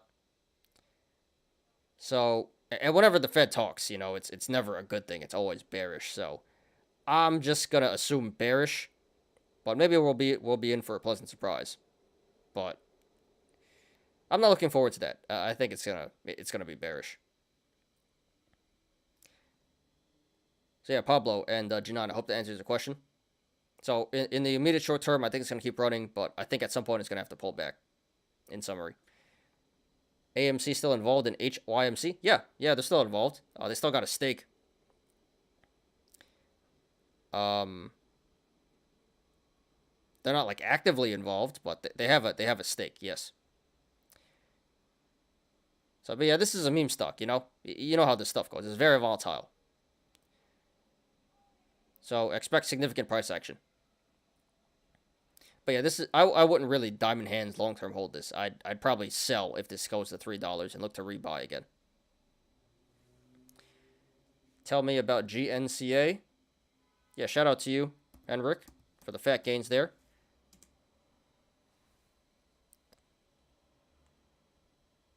Sold 84. Yeah, so you're in at 53 and sold at 84. And now it's back down to 60, so super Chad mode. Dude, you went super Chad mode here. You literally bought the bottom, and you sold the relative top. Yeah, you literally bought the bottom and sold the top here. So congrats to you, Henrik. Very, very nice.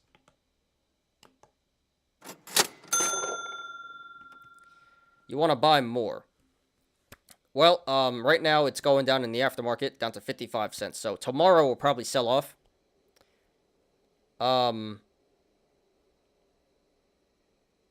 Honestly, dude, I mean, you can't go for it tomorrow. I'd probably hold off, though. I'd probably wait for, you know, this to, this is just me, though. I'd probably wait for it to come back down to earth. You know, momentum is crazy right now. It's 64 million shares traded today.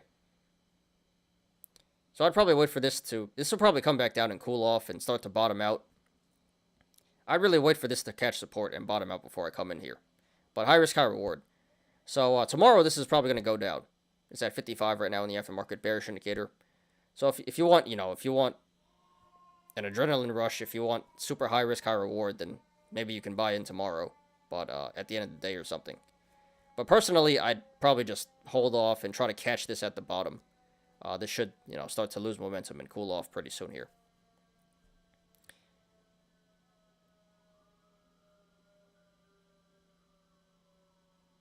So yeah, if you want, you can go long at 55. That's not a bad entry. That's around where you were in before. But personally, I just hold off for a little bit here, a couple of days, couple of weeks, and see where this, see where this starts to catch support. But looks like it's going down pretty hard tomorrow. But yeah, dude, congrats to you. Very impressive. Very well done. You literally went full Chad mode. You bought the low, sold the high, and now you're going to buy the low again. So good stuff, good stuff. So yeah, but in summary, if you want high risk, high reward, 55 is not a bad entry at all. But I think the better play is to, sorry about the sirens, guys. I think the better play is just to hold off, observe the price action for a couple weeks, couple days, couple weeks, and, try to get this at the bottom.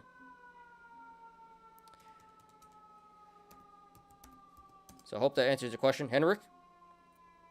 Let me check YouTube real quick. 6 viewers, 15 likes. Thank you, guys. Okay, so 2 more. SBFM and ATER.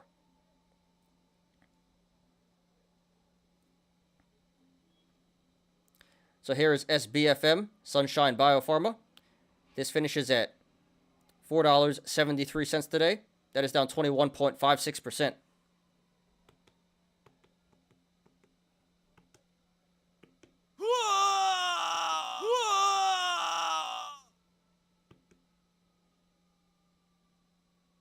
And it's gone.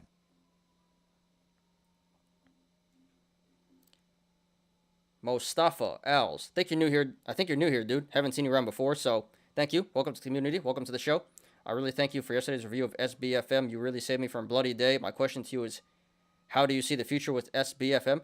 Well, stay tuned, dude. We're getting to that right now. I'm going to do a full analysis. So, you're welcome, dude. I'm glad you, it's not financial advice, but I'm glad that worked out for you.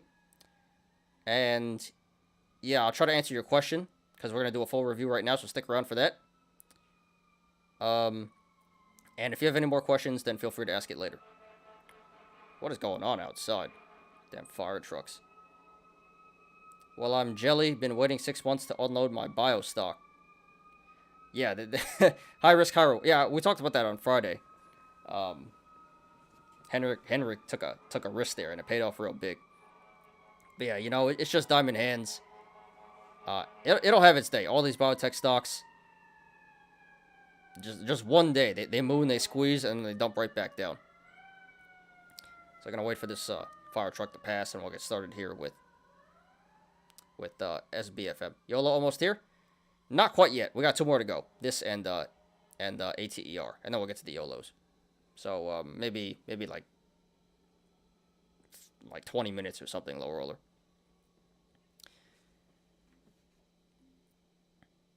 All right. So we discussed this stock last week.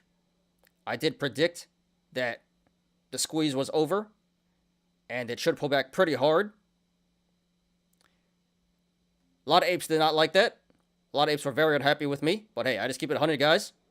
And yeah, today it's down 21.56%.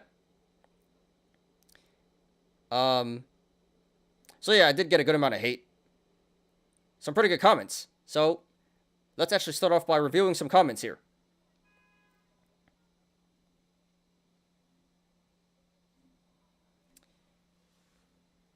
All right, so this is by Radom6547. You don't know much. Do your DD, you effing Chinese. Wow, pretty aggressive there. So I will say, I've gotten hate in the past before, but I think this is the most hateful comment I've ever gotten. I've never had a direct racist comment before. So this one takes the cake. He says there are 3 more squeezes to come starting Monday, finish Wednesday. Sure about that, dude? Looks like a reverse squeeze to me.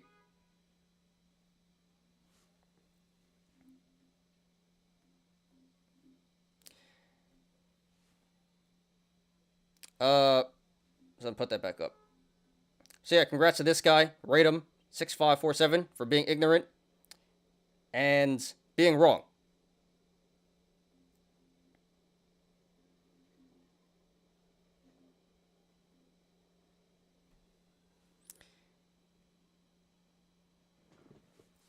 Um.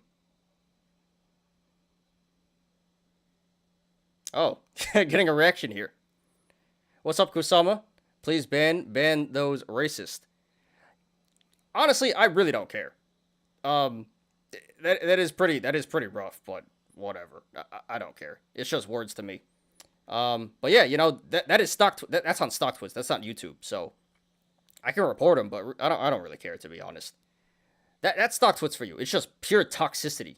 It is a cesspool there. I hate StockTwits, but unfortunately I have to post there because it gets views. But that is StockTwits for you. Kids, they should listen and understand the facts. Yeah, I'm not trying to fight anyone. I'm just giving you my opinion on what I see on the chart here. But people just don't want to listen. They're very emotional about their stocks they're invested in, and they don't want to hear any other opinion, which is pretty dumb. You should listen to what everyone has to say. And I don't see why they have to get so aggressive and hateful, but hey, that's the internet for you. Why turn stocks into something radical? Shaking my head. Yeah, I don't know, dude. People are trolls, haters, they blow my mind. Ban, please. Man, you were bigger than that. Yeah, I really don't care. It's just words at the end of the day. And content. Great content for me. I gotta call him out here on the show. I'm bullish on Sundial 14th of April. Alright, dude, we can check out Sundial after I'm done with SBFM. But yeah, nice to see you again, Kusama. Thanks for stopping by. Okay. So yeah, it looks like I was right in my prediction on Friday in saying that this has a long way to go to the downside. And looks like it's not done selling off just yet. So let's go ahead and analyze here.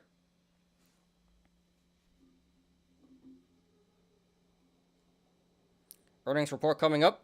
Yeah, that can go either way, dude. Be careful. That's either going to go mooning or, BitConnect. There's no in between. So hopefully, it goes to the upside. But, earnings is very volatile stuff. It can go either way. My English no good. I am from Ukraine. From Ukraine. Oh, no, your English is fine, dude. I understand. You're from Ukraine. Really? Well, prayers to you. I'm rooting for you guys. Stay safe. And, yeah, the world is behind you guys. Respect. I think you're the first viewer from Ukraine, so we're going global here. Community is growing very big. So yeah, shout out to Kusama and the Ukraine.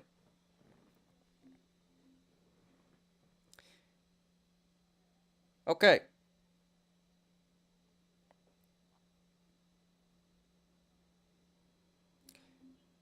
So, double gap up, cup and handle. So first of all, this appears to be a cup and handle. Bottom of the cup being 150, the low. And it appears like the top of the cup was $10. So if the top is $10, that would be a bearish indicator, because that would mean the cup topped out and is due for a pullback to form the handle. But the top can be above $10 as well. It can be 1080, 1370, or even the high of 1885. So yeah, the cup and handle can be bullish or bearish depending on where the top is. I do think this already topped out at $10. So in the short term, it appears to be bearish, but in the longer term, it can be bullish. And then we have a double gap up.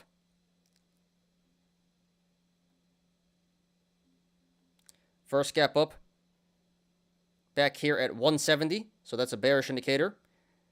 That is telling us that the stock may come back down to 170 to fill this gap. Looks pretty unlikely at this point, but possible, so be aware of that, guys. And then we have another gap up at 240. So another bearish indicator. That is telling us that the stock may come back down to 240 to fill this gap. And that one is a lot more realistic. I think that one is very possible. And in the aftermarket here, this is pulling back down to 452. So that is a bearish indicator for tomorrow. If this holds, that is suggesting that tomorrow the stock will sell off as well. And if you guys want to follow along, the link to the chart is in the description down below.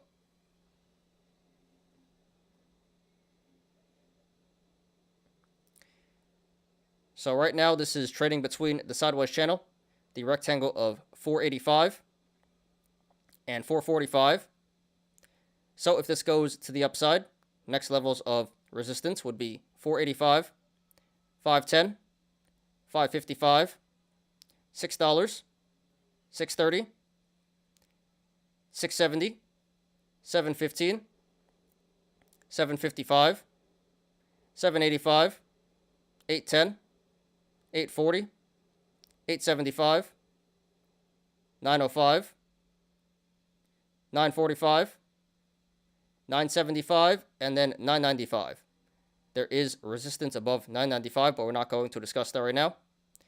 And if this goes to the downside, next levels of support would be 445, 420, lol, nice, 390, 360, 330, 295, 265, 240, 220, $2, 180, 160, and then the low of 150.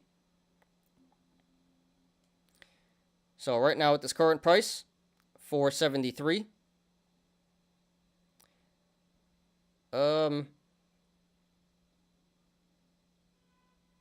The channels to the upside and the downside are pretty wide, so expect significant price action either way this goes. However, if/when this breaks 445 to the downside, the channel starts to narrow, so expect a significant decrease in price action if/when this breaks 445. And to the upside, if/when this breaks 755, the channel starts to narrow, so expect a significant decrease in price action if/when this breaks 755. RSI is currently at 54. So no longer in overbought and overvalued territory. It was 2 days ago. So pretty average there. A little bit above average. So according to the RSI, this current price of 473 is around fair market value. Maybe should be a little bit lower. And this did 21 million in volume today. Very significant volume, way above the average of 1.5 million. Although, so this sell-off today was confirmed by the volume. Although that is a major pullback in volume from the last couple of days. So yeah, it definitely appears like the squeeze is over. And coming back down to earth. And the price is coming back down to earth. Back down to earth. Okay, guys, just my opinion, not financial advice. Let's read some comments. Sweden. Mustafa's from Sweden. All right, I think that's the first too.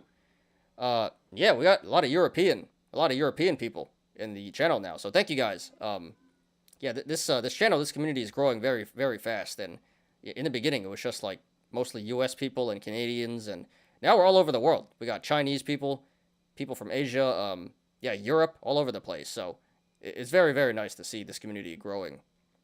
People from all over the world. So appreciate everyone. I appreciate you. I am in the west part. It's relatively safe. All right, good to hear. Good to hear. Yeah, near Poland, right? Yeah, they're really battling in the eastern part, in the Donbass. That's what I understand. I'm glad they're pulling out of Kyiv, though. Yeah, Russians got wrecked. I've heard it's a difficult country to live in. Is it true? Which country? Sweden? It's like China, but in Europe. Which country are you referring to? But yeah, I know China's not an easy country to live in. I would not want to live in China. My family's from Hong Kong, and even then, you know, they're trying to take their rights away and stuff.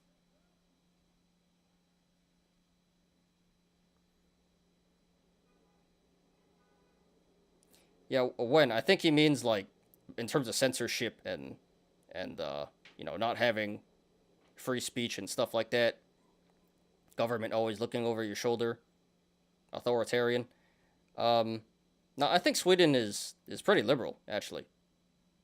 As far as I know. Yeah, I've never been there, but I think Sweden is pretty democratic for the most part. Yeah, Mustafa says extremely easy. Don't they have? Doesn't Sweden have like one of the highest happiness ratings in the world, or is that Iceland or something? Finland. I think like in terms of happiness, a lot of people from Sweden are happy in those countries.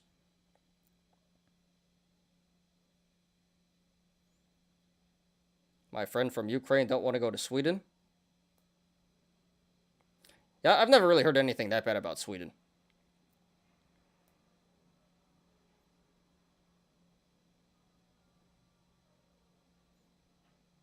Yes, we're always happy.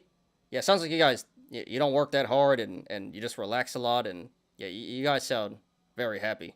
And then you get a lot of, social programs. Don't really have to pay for anything. Yeah, that's the tax, because high tax, but then you get everything for free. So, can't really complain.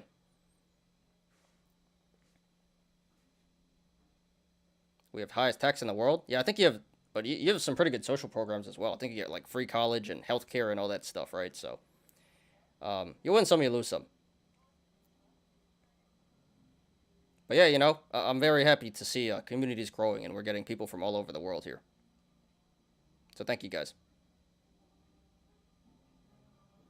My dream is to go to Canada. Is very good.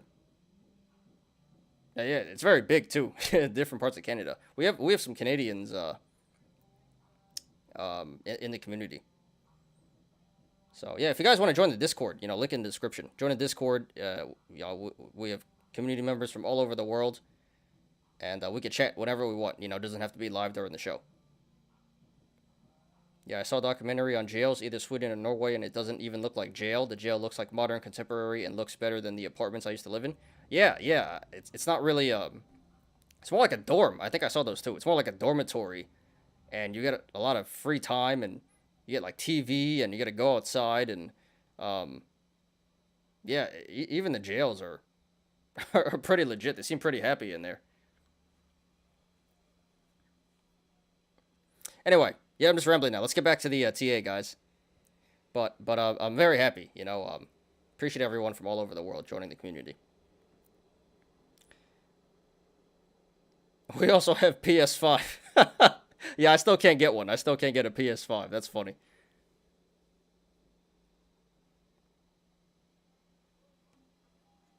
In Ukraine, jail looks like hell. 20 people in one cell. Kind of sounds like America. Same thing. Not the best jails. All right, back to this, guys. Okay, so just my opinion, not financial advice. So longer term, this may be a good stock to buy. This looks like a good stock to buy and hold. Got a pretty strong bullish indicator in the cup and handle. But in the short term, we are getting some pretty strong bearish indicators here. Double gap up. Aftermarket action. Volume coming down, momentum cooling off. And we have a neutral indicator in the RSI. So short term looks pretty bearish. So therefore, if you want to go long, not financial advice, I would not do that, and I would not recommend that. Looks like a falling knife right now. Looks like the short squeeze is over and is due for a massive pullback. So this already pulled back pretty hard from $10, over 50%, and still looks like there's a lot of downside to go.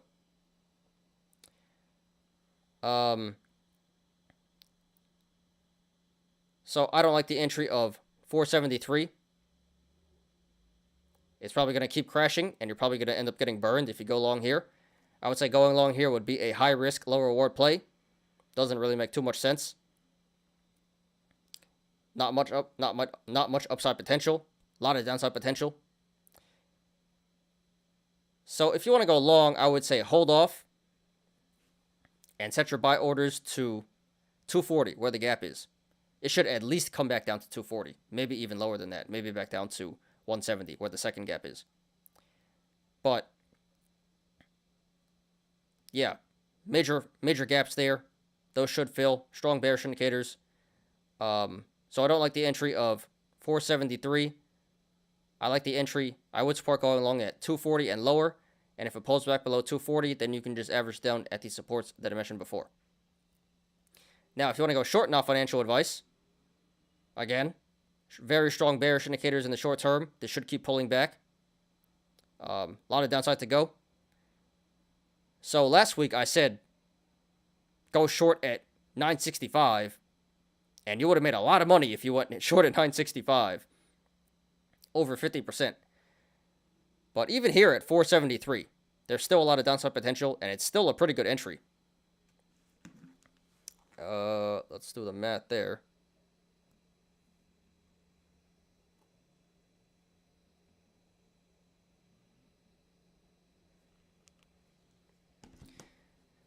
So yeah, from this current price, 473, down to 240 where the gap is, that's about a 50% downside. So this already pulled back very significantly, but still a lot of downside to go. And it's still not too late to enter. So going short here would be a low risk, high reward play. Squeeze looks like it's over. Probably not going to the upside, and a lot of downside potential. So you should be able to make at least 50% here, maybe even more if it pulls back below 240. But yeah, I would support going short at 473 and higher, and I would cover at 240 for a relatively easy 50% gain on the downside. And it may even go lower than that. So pretty straightforward here, guys. Long term, this stock will have its day again, but in the short term, this has definitely been short squeezing, and the squeeze is over. So if you want to go long, I don't think that's a great idea. It's a falling knife right now. Probably going to get burned. I would hold off to 240 where the gap is. And if you want to go short, looks like a pretty excellent short play. Already pulled back pretty hard, but still a lot of downside potential. So I think going short would be a good play, and I would cover at 240 where the gap is for a relatively easy 50%. So, sorry to everyone who lost money in the stock today, and good luck to everyone currently in the stock and to everyone looking to take a position. This is SBFM, Sunshine Biopharma. All right, got you, La Roller. We got one more to go. My friends still don't listen to me. He buys 6.9. Nice. Is that on purpose for the meme? 69? He buy at 690 and will not sell yet. I sold mine today for around 6. For a profit or for a loss? I hope it's for a profit. Short here is great. Very true. Yeah. Last week I said short at $10. I said short at 965. And it already went down, 50% from there. But even here at 473, it's still a really good short. So, yeah. This looks like a pretty obvious short to me. Not financial advice, guys. Loss? Oh, sorry to hear that, dude. I'm sorry to hear that. Yeah, sorry to hear that. That sucks. But you know what? Could have been a lot worse. Could have been a lot worse. So I hope you didn't lose too much money there. Sorry to hear that. But yeah, your friend's probably... Your friend is down a lot of money right now. He's probably down, 30%? More than that? So, yeah, you got to know when to cut. So yeah, sucks you lost money, but you did the right thing in cutting there.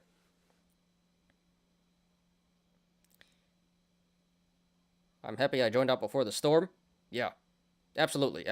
You escaped there. Escape without getting wrecked too hard. And yes, you need therapy. Oh man. Yeah, well, you live and learn.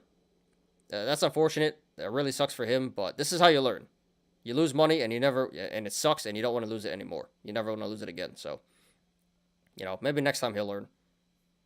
And he won't make the same mistakes. Can you cover MULN, Sundial, HYMC, CEI? Well, we already did HYMC. I don't know if you were here for that, Kusama. But we did HYMC. You can hit the playback, rewind or watch the playback. But summary, HYMC. I think in the very short term, it's going to keep running. Maybe it's at $3. But I think it's due for a pullback sooner or later. So I think it may go to $3, but I think there's a good chance it comes back down to 140. I think it was 140. Eventually. So short term, very short term, bullish, but in the longer short term, I think it's going to go down. So be very careful with HYMC. That's going to be very volatile. But yeah, you can watch the whole analysis if you hit the playback. I'm not exactly sure when that was. It wasn't too long ago. It was like right before you came in. And MULN, Sundial, and CEI, sure, we can quickly go over those. Let me just finish up with ATER, and then we'll do those three, and then we'll get to the Yolos.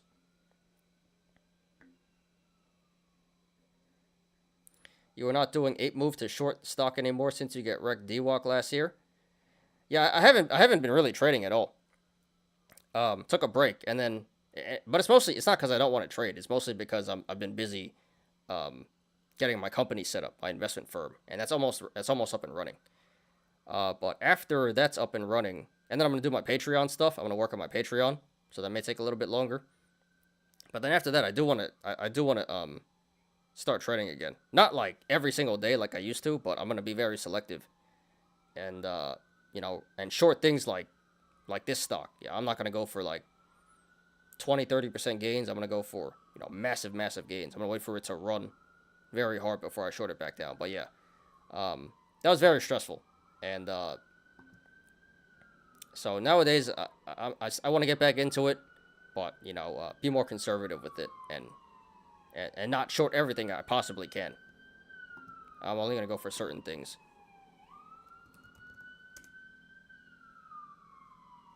But yeah, now I just do crypto. I just like sell covered calls on crypto, index funds, SPY.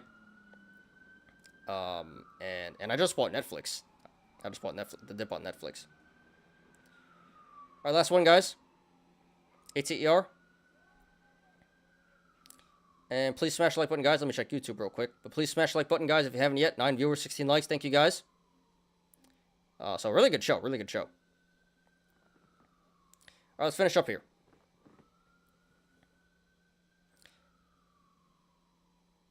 So here is ATER Aterian. This finishes at $4.04 today. That is down 13.49%.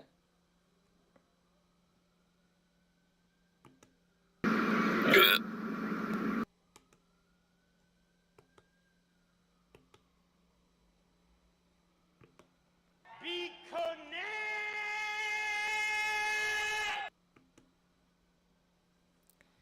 So here's another stock that we discussed last week.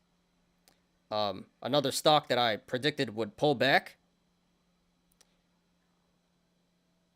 And a lot of apes were not happy about that.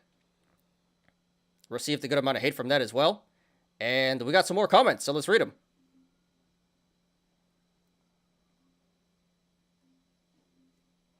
All right, so this is from George Fisher. You say you are not really sure why it's been running the last few days. Seriously, you might be the only person that has not been following the incredible short squeeze potential. Number 1, short squeeze potential, and number 2, gamma squeeze potential. Do some research. Follow news instead of charts.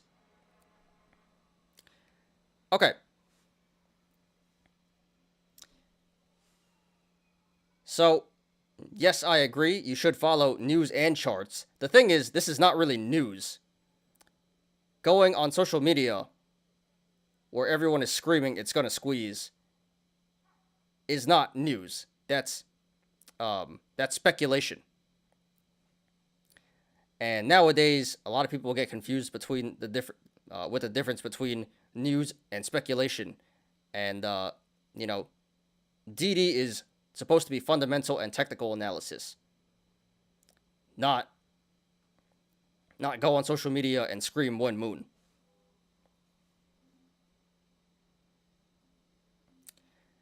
And also, you should be looking at the charts.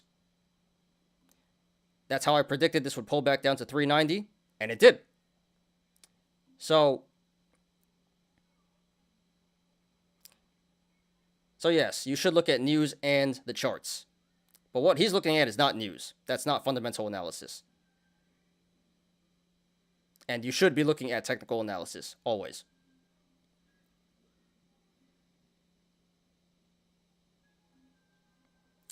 And this one is by Sham God.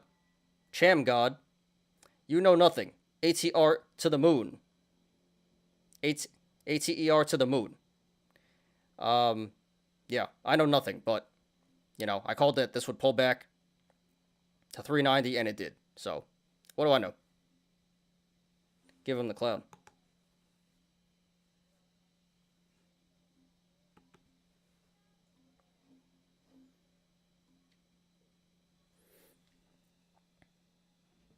You are going to put a little money on the short the stock. No, I'm gonna put a decent amount of money on it. I just have to get back into it.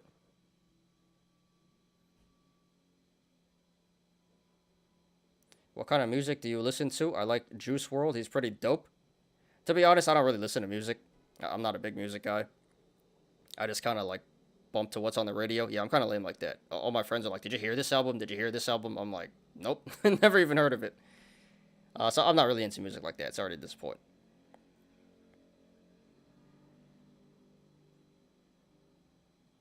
I do like hip hop though. You know, I'm from New York, so hip hop and R&B and stuff like that. But I'm not like into any specific artist or anything like that.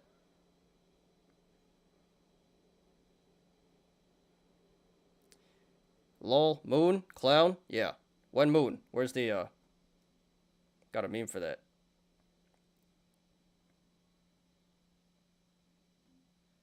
When moon.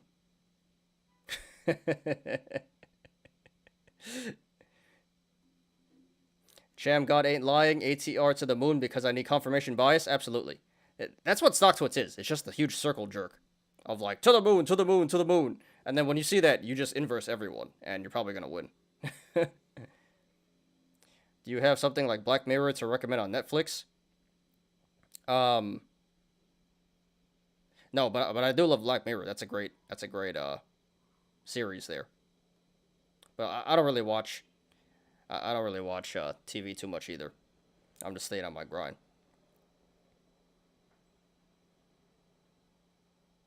There are a few movies like that though. But yeah, if anyone has any recommendations, any dystopian future stuff, you know, like Kusama. Buffering? Am I buffering? I don't think so. No, it looks like I'm good. 10 viewers in here. Please smash the like button, guys, if you haven't. Is good entry point in ATER. Yeah, we'll get to that right now. AMC up, down, sideways, who knows? Alright, so after this, we'll get to MULN, CEI,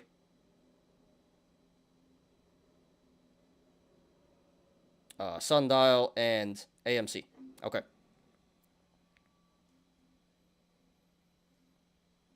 So yeah, you know, some people just never learn.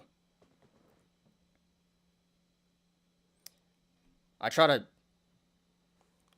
you guys my opinion. I back it up with evidence. I show you the charts, and people just don't want to hear it because it's against what they think, because they're emotionally invested in their stocks.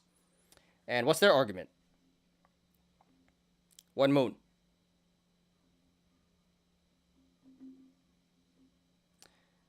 So you know, some people learn, some people don't. What you gonna do? Can't feel that bad. All right. So yeah, major price action on the stock today. Pulled back 13.5%. And was still trending top 10 on StockTwits. Had like 2,500 mentions. So once again, we're going to analyze it.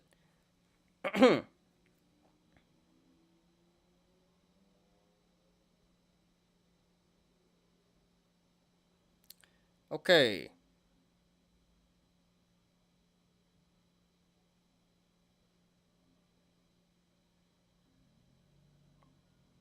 So first of all, this appears to be a cup and handle in the making.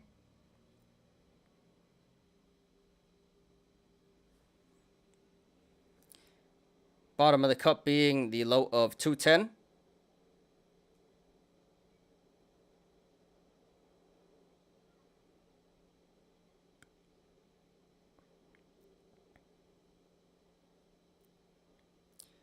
And there can be multiple possible tops. It can be 460. And if it is 460, that'd be a bearish indicator, because that would mean the cup already topped out and is due for a pullback to form the handle. But it can also be above 460, and anything above 460 would be a bullish indicator. It can also be 565, 680, 865, 1045, 1190, 1420, 1705, or even 1905. So the cup and handle can be a bullish or bearish indicator on where the top, depending on where the top is. Although I do think the most realistic tops would be 460 or 565. But it seems like in the longer term, it's a bullish indicator, and in the shorter term, it's a bearish indicator. Okay, gap down. Gap up, right. So we do have this gap up.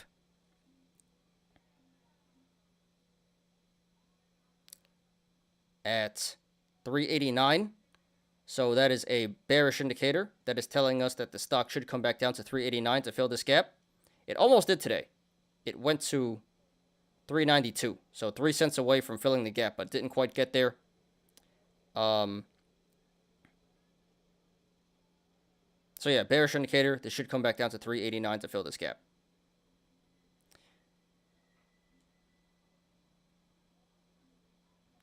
We also have a gap down back here at 852, 853. At 853. So that is a bullish indicator that is telling us that the stock should eventually come back up to 853 to fill this gap. May take a while, but eventually it should. And in the aftermarket here, this is running up to 424. So if this holds, that is a bullish indicator for tomorrow. That is suggesting that tomorrow the stock will run to the upside. And if you guys want to follow along, the link to the chart is in the description down below.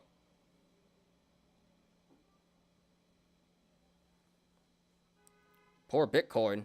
Oh God, don't tell me. What's up with Bitcoin? I don't even want to know. We'll check it out in a second.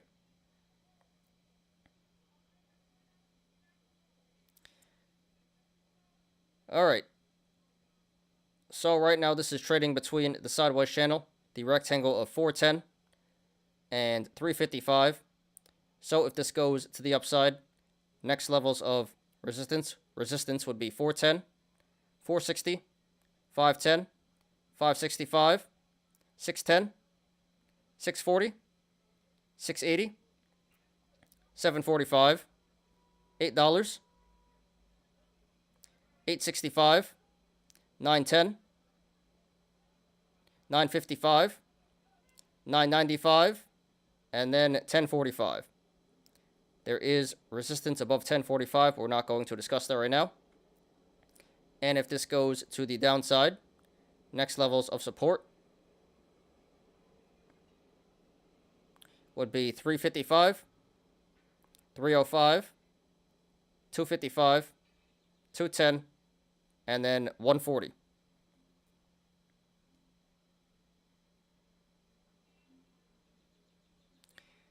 So right now at this current price, 404, the channels to the upside and the downside are pretty decently sized. So expect a regular amount of price action either way this goes.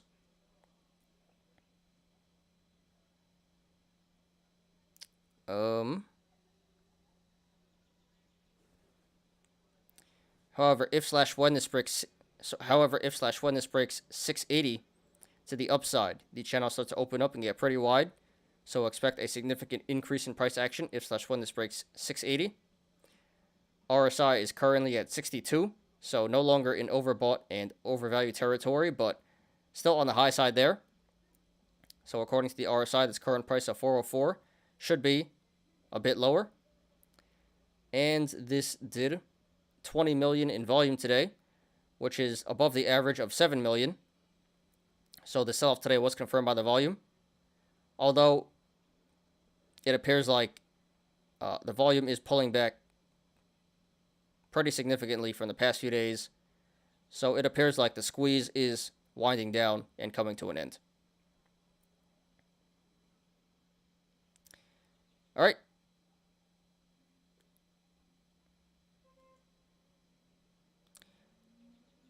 So just my opinion, guys. Not financial advice. And this is more or less the same.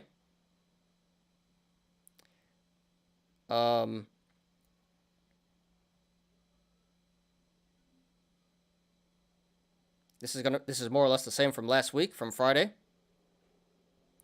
So long term, this looks like a good stock to buy and hold to diamond hands. Got some pretty strong bullish indicators in the cup and handle and gap down. But in the short term, I do think this will continue to pull back to at least 390, where the gap is. Didn't quite get there today. And possibly even lower. So I think it's going to keep pulling back, but really shouldn't have too much more downside to go. So therefore, if you want to go long, not financial advice, 404 is a pretty decent entry.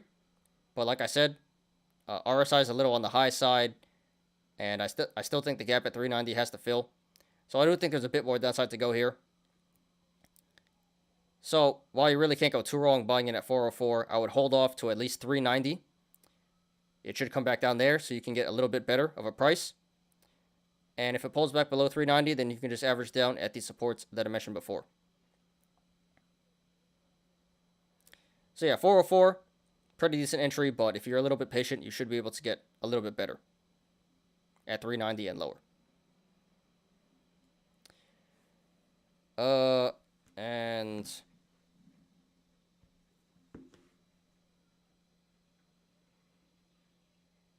to the moon, they said, then as soon as you buy, it crashes. Yeah, where's the meme here? He bought, dump it. Yeah, you already know. I'm not gonna lie, when said BBIG was going nowhere, I was in the feelings, but you was right, lol. Hey, it's all love, dude. It's all love. Plus, you from the town, so nothing but love, my dude. Yeah, you know, I'm not trying to hurt anyone's feelings. I'm just giving you my unbiased opinion on the chart, you know. I'm not trying to fight anyone. I'm not trying to hurt anyone's feelings. But, you know, the charts don't really lie, and you know, some people, yeah, I understand, you know, it's hard not to get emotional when, especially if you're invested in the stock and you don't want to hear that. But, you know, at the end of the day, I'm just trying to help people make money and not lose money. And, you know, people can choose to listen or not. And, you know, I try my best to help people here. I'm just being totally unbiased, you know. I'm just reading the chart. I'm not trying to offend anyone or anything like that. But yeah, Peasy, you know, at least you didn't come hating or anything like that, you know. Which is cool, you know. I'm sure a lot of people have unsubscribed and stuff like that. But then some people take it to the next level and they start, you know, getting into arguments with me and saying disrespectful stuff, and which I really don't care. But it's actually good content. But yeah, dude. We live and learn. We live and learn. We've all been there before, and you gotta, you know, learn to be unemotional about this stuff when it comes to stocks. Yeah, you know, same here. All love, all love.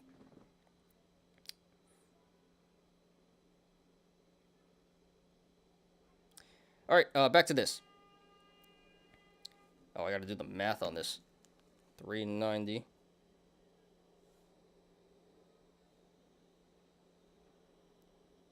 Yeah, that's not even worth it. Now, if you want to go short, not financial advice, honestly, it's not really even worth it. You should be able to make some money here, about 5%. This should pull back down to 390 where the gap is. That's about a 5% downside. Maybe it'll go lower than that. So I would say going short here would be a low risk, low reward play. Should be a relatively easy 5%, but, you know, nothing too exciting. And personally, I wouldn't even bother with it. So if you guys want to go short, then sure, you have my support. I would say, and I would say cover at 390 where the gap is for a relatively easy small gain here. For an easy small gain here, 5%. May even go lower than that, but I'd cover at 390. So, really no reason to go short here, but there is a little bit of money to be made, so I can support that.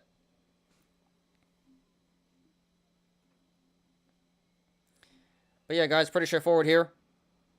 Long term, looks like a good stock. Looks like a good stock to buy and hold. A lot of upside potential in the cup and handle and gap down. Short term, it looks like this should pull back a little bit more. This should pull back a little bit more, but really shouldn't have too much more downside to go. So if you want to go long, I would just hold off for a little bit. 404 is not a bad price, but you should be able to get a little bit better at 390 and lower. And if you want to go short, that is a relatively easy 5% gain on the downside, but really not even worth it in my opinion. So yeah, this stock is right around where it's supposed to be, in my opinion. Maybe should be a little bit lower. So, sorry to everyone who lost money in the stock today, and good luck to everyone currently in the stock and to everyone looking to take a position. This is ATER Aterian. Alright, so we're actually going pretty long here. We might go like 3 hours today, which is cool, because a lot of people in here chatting. Don't mind that. So I hope you guys are still here. If you guys want me to look at any charts, put them in the chat right now. But right now we're going to look at MULN, SNDL, and CEI for Kusama. Hope you're still here, Kusama. Is there anything else you guys wanted me to look at? Oh, he is still here. And AMC for Henrik. All right, so. All right, later, one. Thanks for being here, dude. Appreciate you. Catch you later. All right, so MULN, CEI, SNDL, and AMC. Anything else, put in the chat right now, guys. But that's all the TA for today. So we're just going to look at those real quick, and then we'll get to the Yolos. Yolos should be pretty quick. They're just memes. AMC and GME. All right, got you. I'm down 92%. On what, dude? Ouch. Yeah, that's pretty rough. That's pretty rough. Sorry to hear that, man. What stock are you down 92%? Out, man. Sorry about that. That is very unfortunate. Oh, but yeah, MULN. So honestly, I don't know what to make of this stock. Let me pull up the... So this may be a biased answer, honestly, because, you know, I did do a video on last week about the Hindenburg report, and it looked really, really bad. This company is pretty shit, in my opinion. This is just my opinion. I may be totally biased here, but, you know, the Hindenburg report came out. There's some serious accusations there. And I would not buy this stock right now, personally. You know, they were right on Lordstown, Nikola, Hindenburg. You know, they're assholes, but they tend to be right. So I really don't know why this is still running. The apes still like this stock for some reason.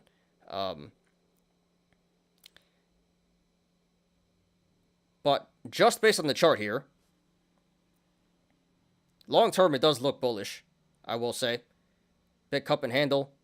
Gap down here at 1190, so it should come back down. Should come back up to 1190 at some point. Should come back up to like 465. There's another gap, I think. Yeah, another one here at 465.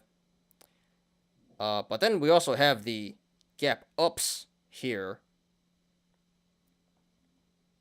at 60 and 150 and 180. So we're getting some pretty mixed signals. So, yeah, honestly, it's a little hard to tell where it's going to go in the short term, but personally, I'd stay far, far away from the stock after that Hindenburg report came out. So yeah, maybe a little bit of a biased answer. I don't like the stock fundamentally, but technically, hard to tell where it's going to go in the short term. Longer term, it does look bullish though. But fundamentally, I'd based on that, I'd stay far away from this stock, and that's just my opinion. Let's look at SNDL. Ouch. Yeah, so this definitely squeezed. I remember talking about this a couple weeks ago. Same thing. Apes don't like it when you say it's going down. But yeah, this has been on a massive lose streak here. It looks like it's starting to bottom out, though. Honestly, looks like it's starting to catch support at around 55. And RSI is pretty low now. Well, not that low, 44. And it did fill the gap here. So, I'm not totally convinced that it's done selling. But it looks like 55 is some pretty strong support. So 55 is a pretty decent entry. Not exactly the best entry, but looks like that may be the bottom. It's starting to catch support here. So I could support go along at 55. I think it's a pretty decent entry. May go lower, but you can't go too wrong buying it at 55, so. Yeah, 55. I think 55 is a pretty good entry. And longer term, you know, looks pretty strong. Big cup and handle here. And, you know, the devil's lettuce should be legalized within pretty soon, within a year or two or something like that. So, yeah, long-term bullish. And short-term, you can't go too wrong at 55 cents. May go lower, but you really can't go too wrong. All right. What's the other one? CEI. Yeah, another one we talked about. Yeah, this is pretty rough here. Don't forget about Kroger Guy video. Yeah, I don't know if we could do that today, dude. We'll see, but we're almost at 3 hours, so we're gonna get. If we have time, I don't want to go longer than 3 hours though. But yeah, we'll get through this last TA and then we'll get to the Yolos. That shouldn't take too long. They're just memes. And then if we got time, we'll do the Kroger video. Kathy Wood back in the day picks. Yeah, she was bad, huh? She was bad. She's still all right. So yeah, CEI. This looks like it's not done selling off just yet. I'd hold off on this one for right now. Not really sure how low it's going to go. But it looks like there's negative momentum.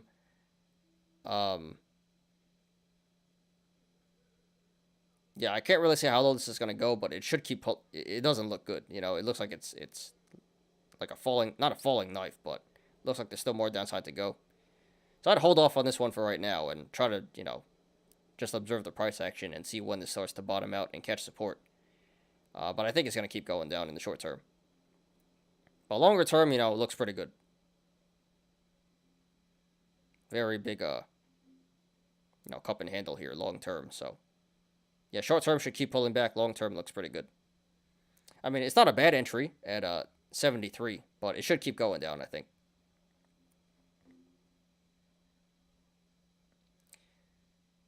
And then AMC and GME. AMC by HYMC shares. Yeah, they did.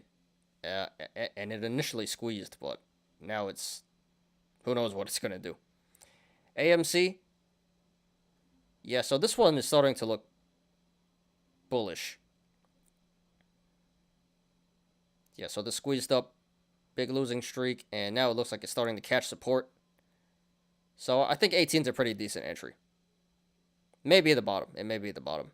RSI is 46. It may go lower, but it looks like it's starting to catch support at 18. So I like the entry at 18 here on AMC. And long term, it looks good. It looks pretty strong long term. And GME.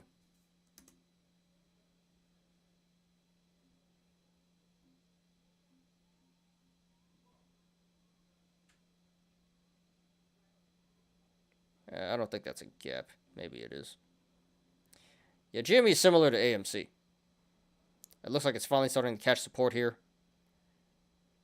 So, I don't really like the entry of 150, to be honest. It seems a little bit high to me, but according to the chart, it seems like a pretty decent entry.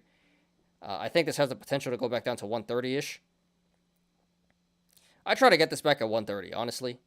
Maybe it's not going to go back down there, but I try to get this at 130. I think that'd be a really good entry.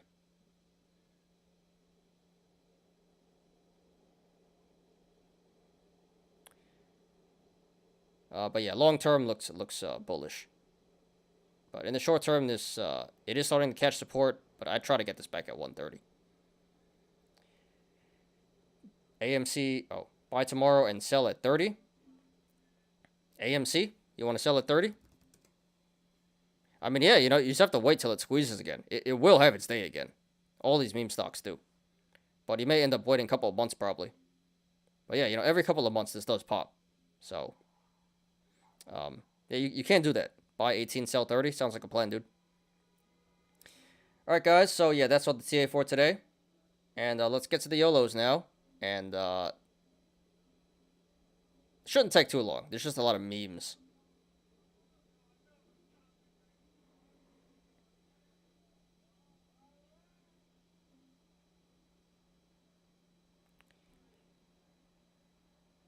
So give me a second here. Let me pull up all the YOLOs.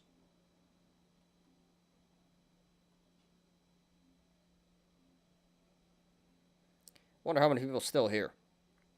I think most people left. But yeah, it's been a really long show. This is one of the longer shows we've had in a while. But that's because a lot of people coming in and chat, which I don't mind. You know, if you guys are chatting, then I don't mind staying longer.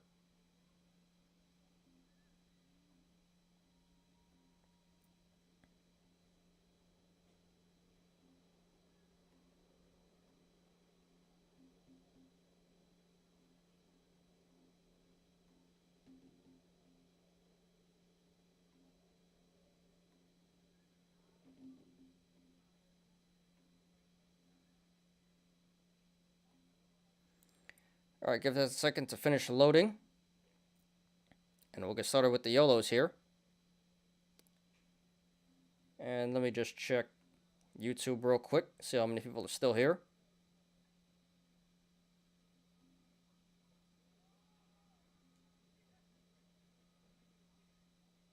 Alright, we got 8 viewers, 17 likes. So still a lot of people here. I didn't expect that many people to still be here. So thank you guys.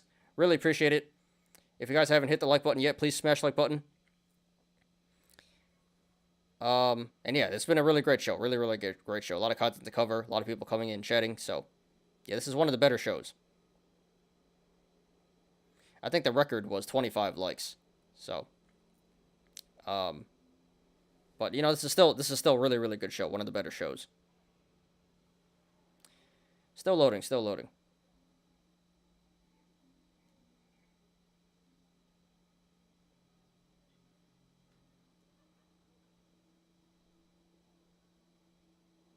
Alright, I think we'll get started anyway here.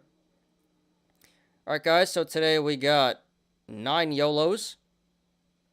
Mostly memes. This shouldn't take too long. It should be fun. I think we have one actual YOLO and just all memes. So yeah, let's do it. A lot of Elon YOLOs. A lot of Elon memes.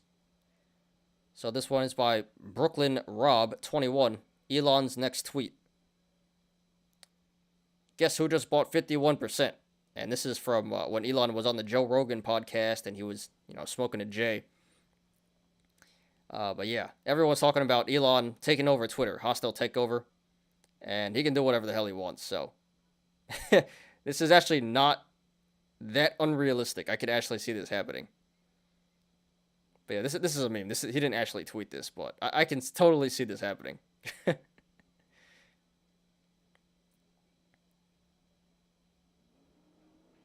Alright, this is by Karen's for Hire. Elon going hostile. So, here's the corporate Raiders. And here's Elon. Yeah, this is the football team. The Las Vegas Raiders. The corporate Raiders. Elon Musk here. So, yeah, everyone seems to think he's going to take over Twitter. Hostile take over Twitter. He didn't even say that. So, I don't know whose idea that... who thinks he's going to do it. It's a possibility, but... he didn't even say he would. Or he had any interest in doing it. Alright, this is by Second Sifter. And I'll do it again.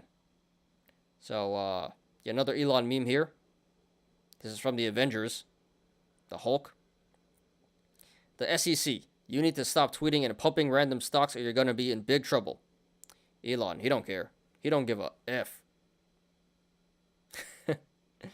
That's why he bought Twitter. You gonna stop him from tweeting when he owns Twitter? Alright, this is by Baggy Pineapple. Incoming bear market.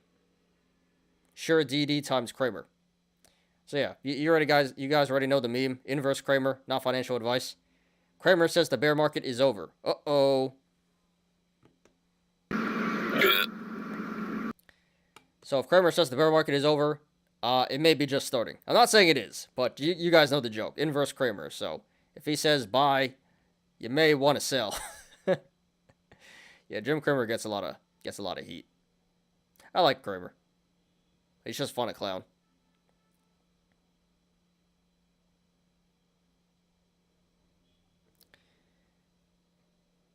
Alright, this is by Jolovos 30 meme. So, got man, woman, white, black, poor, rich, Asian, and then you got your ape. So, regular humans, ape. AMC holders. So, making fun of the AMC holders here. We love you, Kusama. Yeah, this is taking a stab at the AMC holders.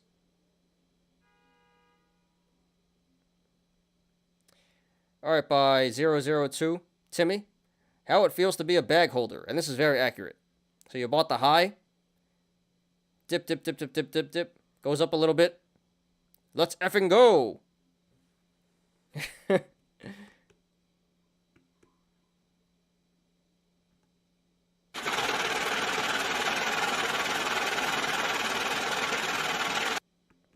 This is so accurate. This is very, very accurate. I've been here before. We've all been here before. You're still down like 80%, but one big green day, yeah, let's go. Where's my meme?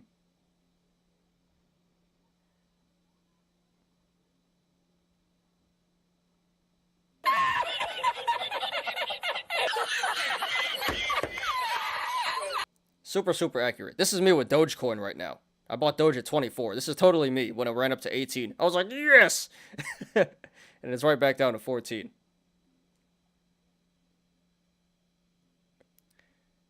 And on the reverse side, and this is also very true, by Lambd Dalo, how it also feels to be a bag holder. So when you do really, really good, you bought the low, it goes up high, and then boom, you lose like 10%. I'm gonna delete myself.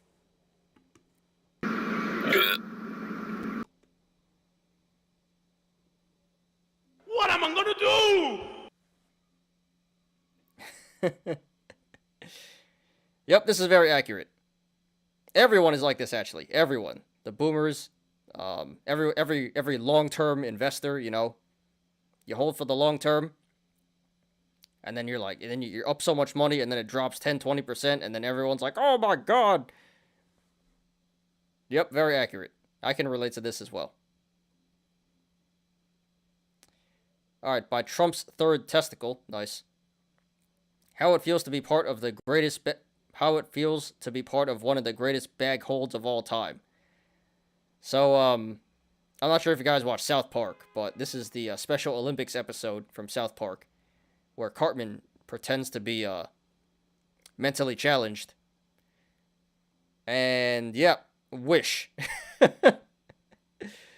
So, yeah, you know, this is pretty accurate. Wish was I used to be in Wish at like 10, and now it's what, at 2 or 3 or something like that. So, yeah, epic bag hold. Very accurate. So, RIP to the Wish holders. Give them the,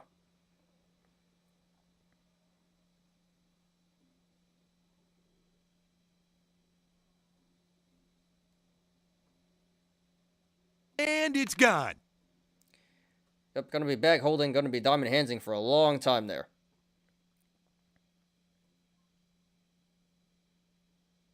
You predict Dogecoin dropped 16 cents, but you bought it 8 cents higher? Yeah, but then I bought it at 6. I bought it at 24, and then it ran up to like 36 the next day, and then it ran back down.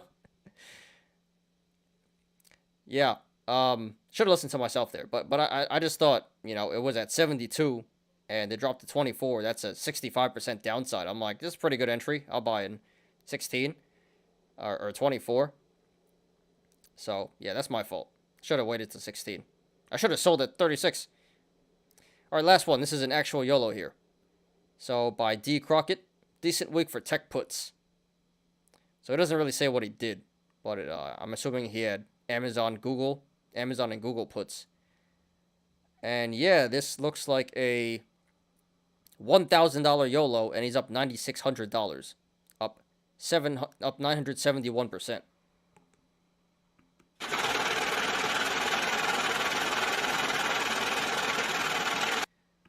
So very impressive.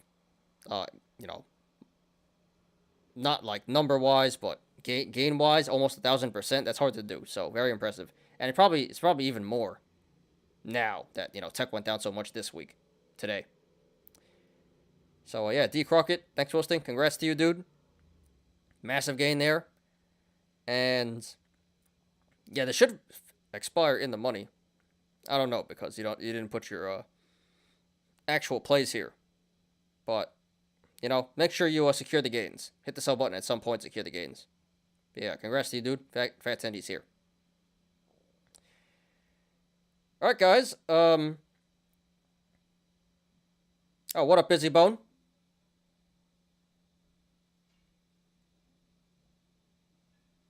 Hey, hey, hey. What's up?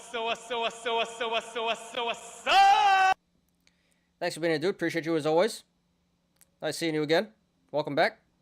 Can we have a look at PTE? Sure. Yeah, if you guys have anything else, put it in the chat right now. Questions, comments, concerns, charts, put them in the chat right now. Yeah, we got time. And Low Roller, can you please link that video again? We can watch it. We'll do 2x speed. But yeah, we got like 15 minutes, guys. So, oh, here it is. No, I got it, Low Roller. So if you guys want me to look at anything else, put it in the chat right now. Otherwise, we'll just look at PTE, and then we'll look at this YouTube video for Low Roller. And that's the show, guys. So yeah, really long show. Almost 3 hours today.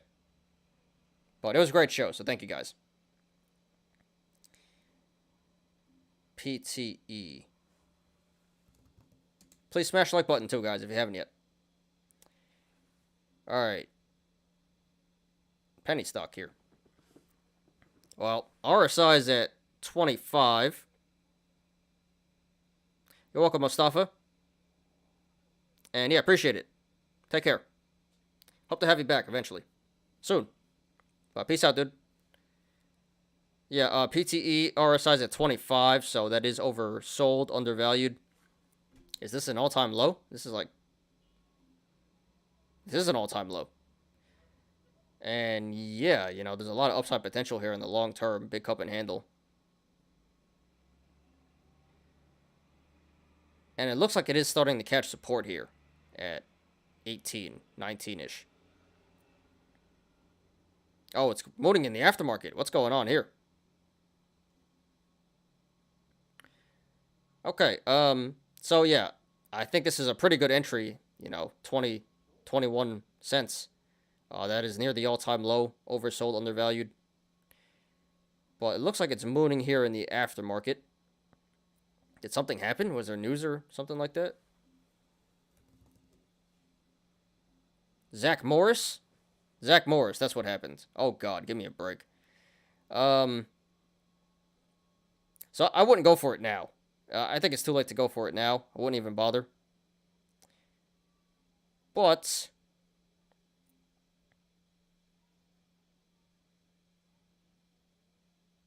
it looks like it's going to gap up at around 22. So, yeah, I would not chase this. I would not quick scalp this. I wouldn't chase it. But if you want to go long for the long term, I'd set the buy orders to 22. That's where the gap is. Should come back down to 22 to fill that gap. Lol, yeah, Zach Morris, right? I don't know how the SEC's not charged him yet. Guy just pumps and he's a major manipulator. All right, and last order of business, Kroger guy. 6 viewers, 19 likes. All right, thank you guys. Thank you guys very much. I appreciate you. You loyal. All right, so last thing to do is the YouTube video, and we'll get out of here, guys, unless you have anything else. But yeah, that's pretty much the show. We're just going to quickly watch this video here.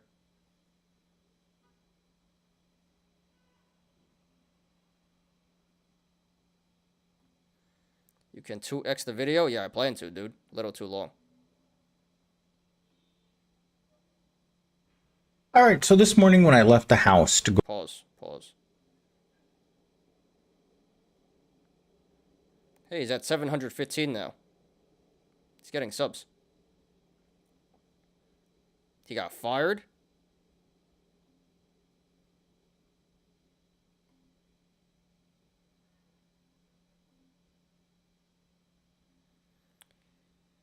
Okay.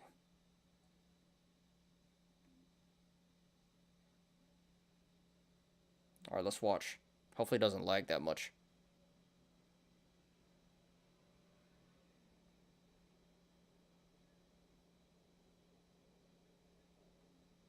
Go to work. I was on my way, and I kept thinking about how I was going to be tomorrow.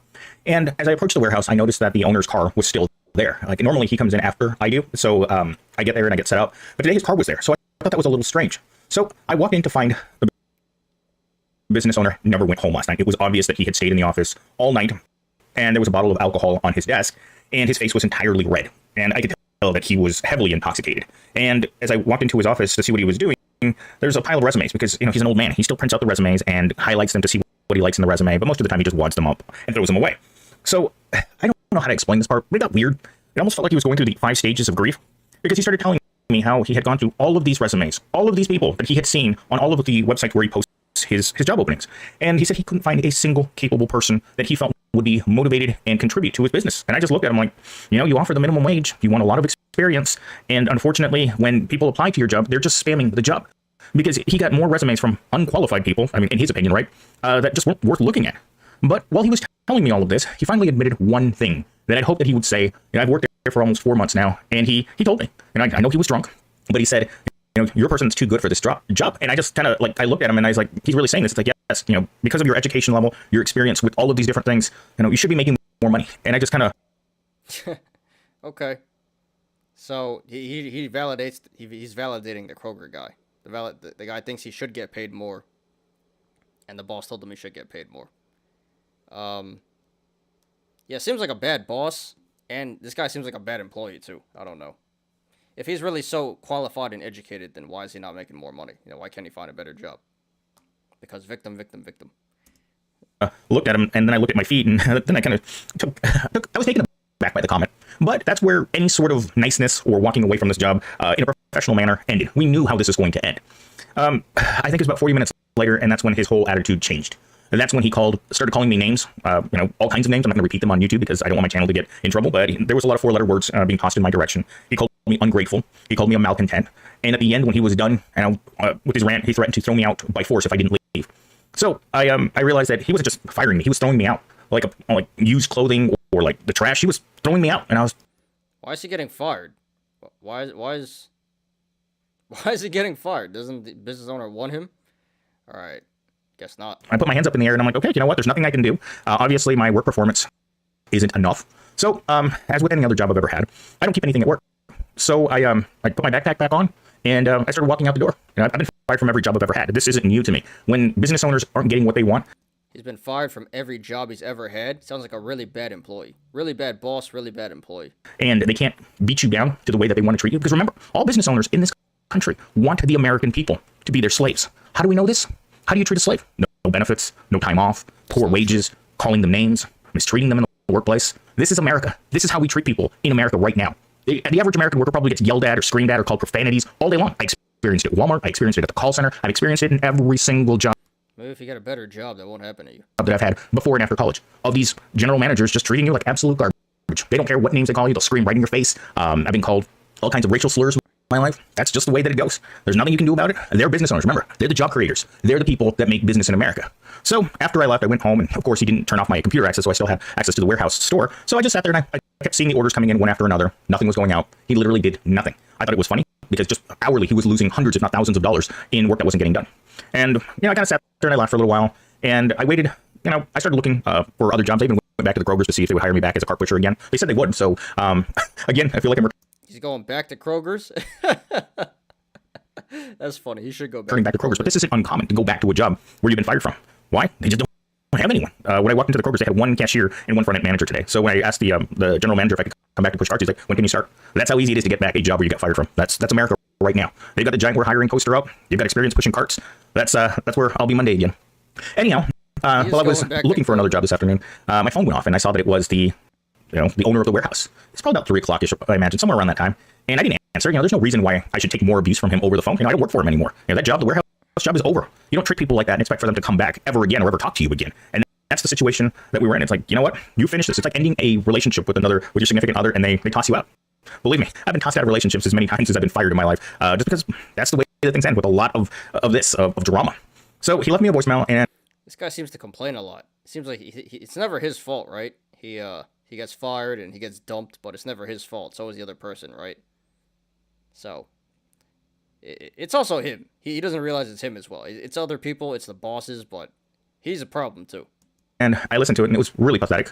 He told me that he was sorry for what he had said to me this morning, and he blamed the alcohol for his anger because he was under so much stress that he didn't know how else to deal with his emotions. I thought that was strange for someone that age, for a boomer, to admit to you that the reason why this all happened was his alcoholism. And I didn't reply to the message. I just deleted it. I wanted to play it for you guys, but I felt like maybe someone might recognize his voice, or it just wasn't worth it. No one wants to hear an elderly man apologize to a worker. It seems stupid. So now I'm unemployed from the warehouse, and as I mentioned, I will be returning to Kroger's. This is not how I expected my Friday to end. I'm sure that you guys have been following this for the past week will find this hilarious, but yeah, it was pretty traumatic at the time. No one likes getting fired, especially like this, but it happens. This is a very common thing to happen to you. When you get fired, it's just a matter of you don't work here anymore. You just move on with your life. But this job was awful, probably one of the worst jobs I've ever had in my entire life. But that's how these things come to an end. They just end badly, and we all knew this was going to end badly. Once I told him that if he didn't hire someone, I pretty much set the fire under his feet and said, you only got certain amounts of time.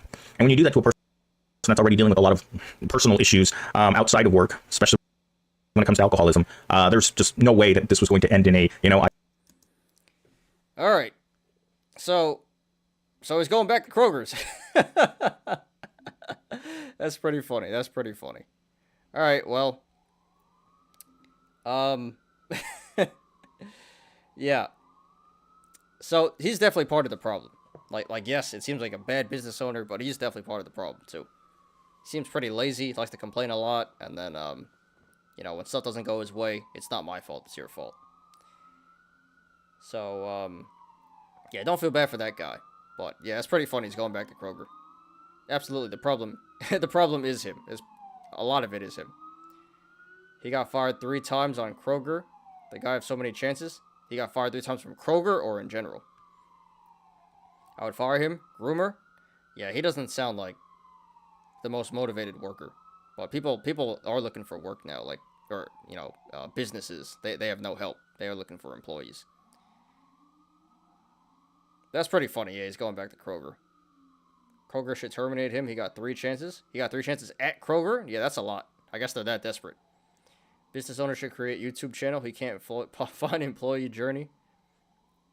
Yeah, I'm surprised he's actually getting subs. He's at 715 now, so I guess other people feel the same.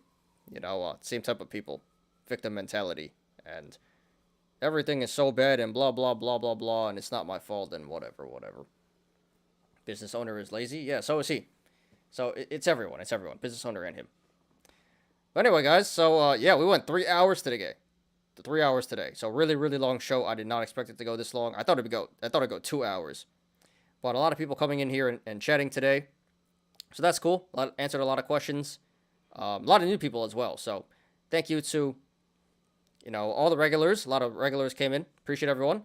Thank you to all the new people. Hope you guys enjoyed. And yeah, community is growing very, very well today. Very big. All over the world. We got people from Europe now. North America, Asia, everywhere. So thank you guys. Couldn't do it without you guys. Really appreciate it. I appreciate you. You loyal.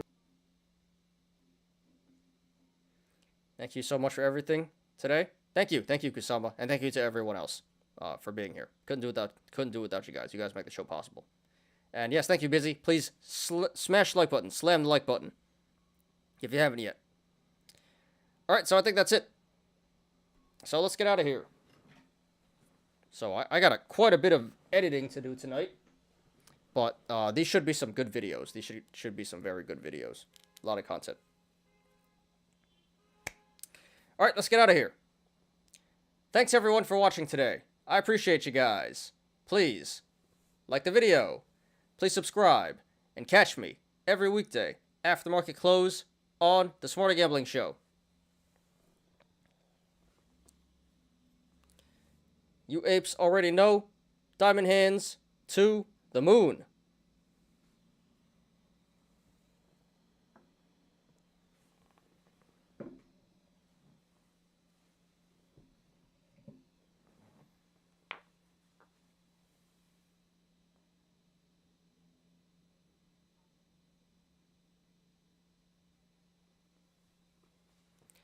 I'm Ty. This is Smarter Gambling. See you guys tomorrow. Peace out.